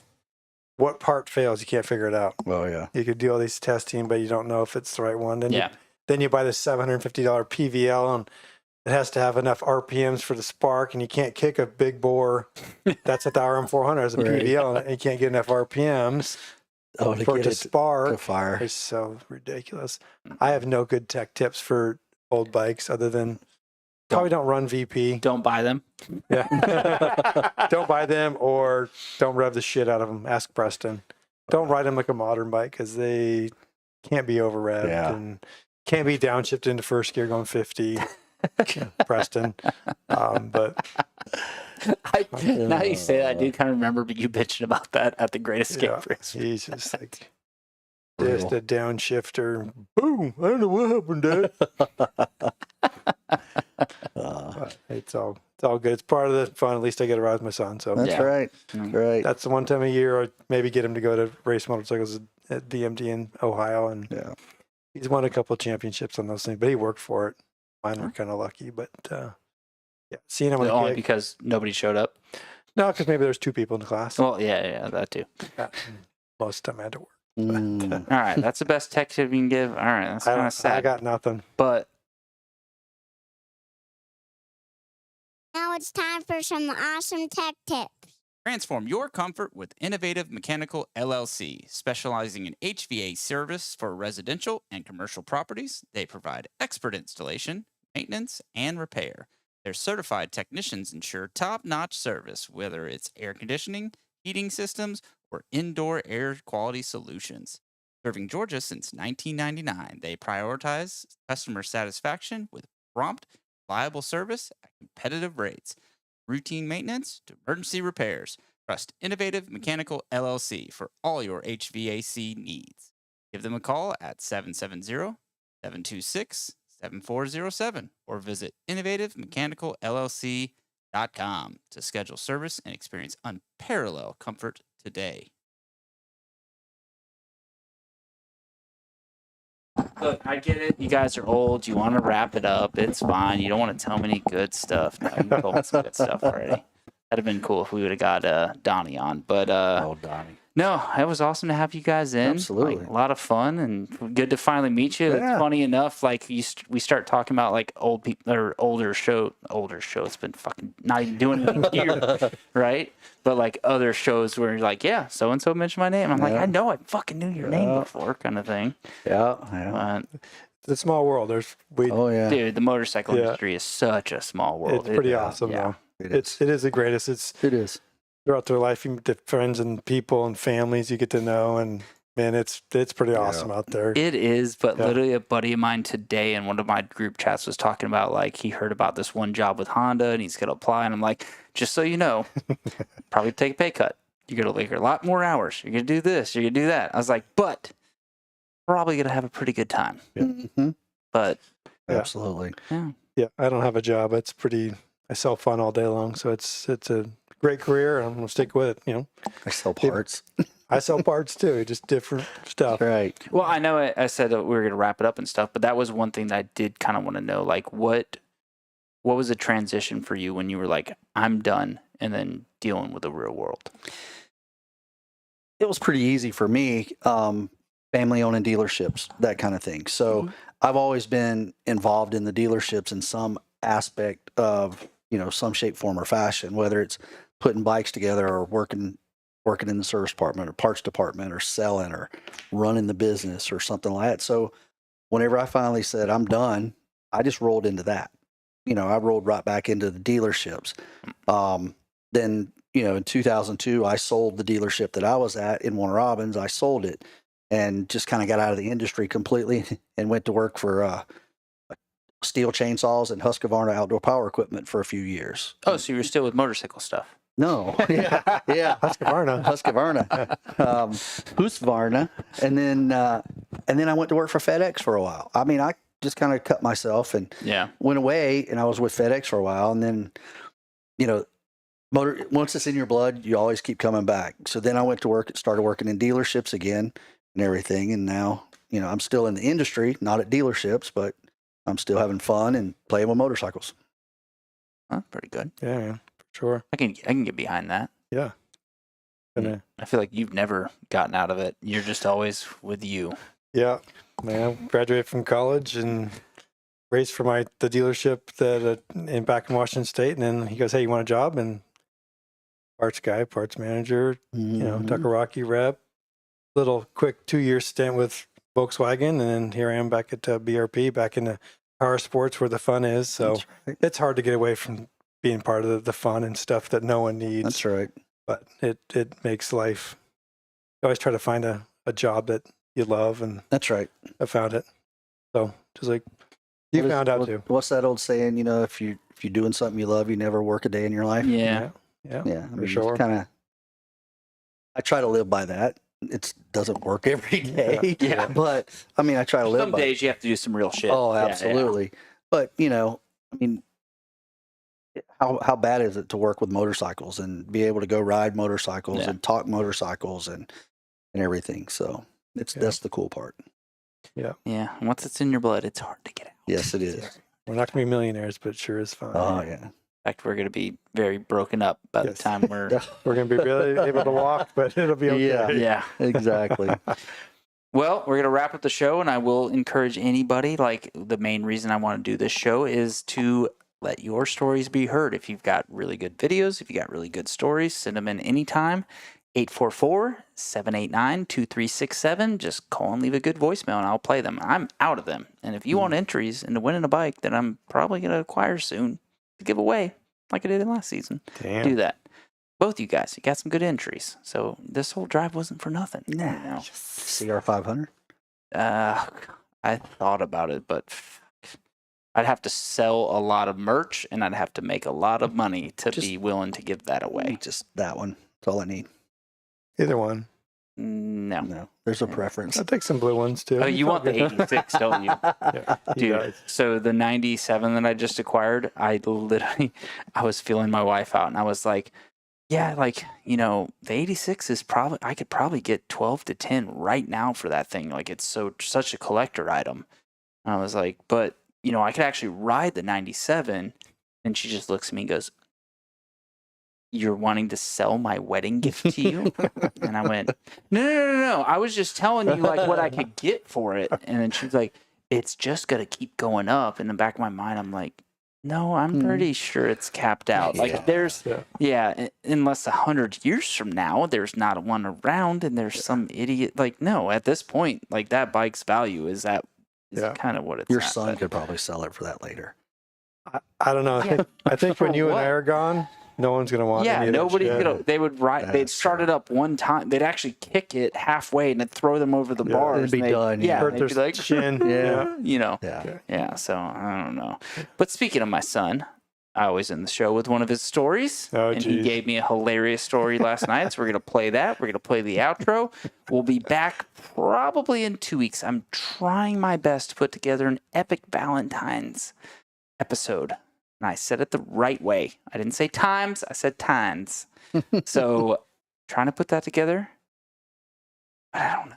So I'm not sure when I'll see you again. But there'll be a show within a week or two. So we're out. Go ahead. Tell me a story, B.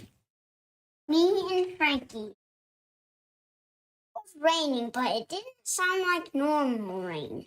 What was that sound? It was hard. Everything was slippery outside, and the rain was yellow. And we came outside, it was raining bananas. What? And Frankie tried to eat some. All right. And did you go ride motorcycles in these banana rains? We couldn't because we would flip. And we couldn't run. That's pretty funny. But hey, why don't you tell everybody when you and I went to Rodney's house the other day to work on motorcycle parts? Remember we used a supersonic cleaner? Yeah. What did you put on the stairs? The dog toy banana peel. Why did you put it on the stairs? Because I thought you guys would flip on it. Any other motorcycle stories? And I'm going to finish it. Frankie and me were eating the raining bananas until it stopped. And then, after the raining bananas, then guess what happened? What? What happened? Then, the clouds were bananas. You know what? That story is absolutely... She knows what I'm going to say. Bananas. Great story, B.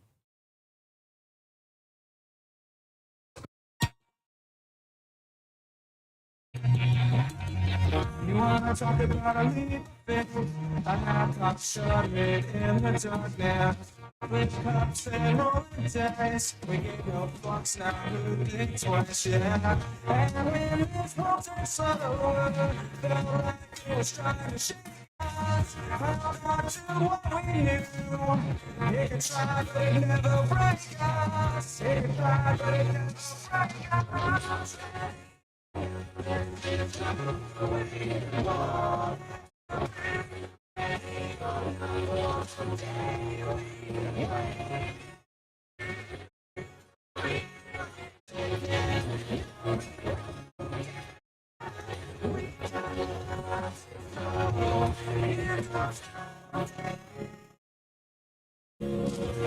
Talk about what's going on, like we can't function on this level.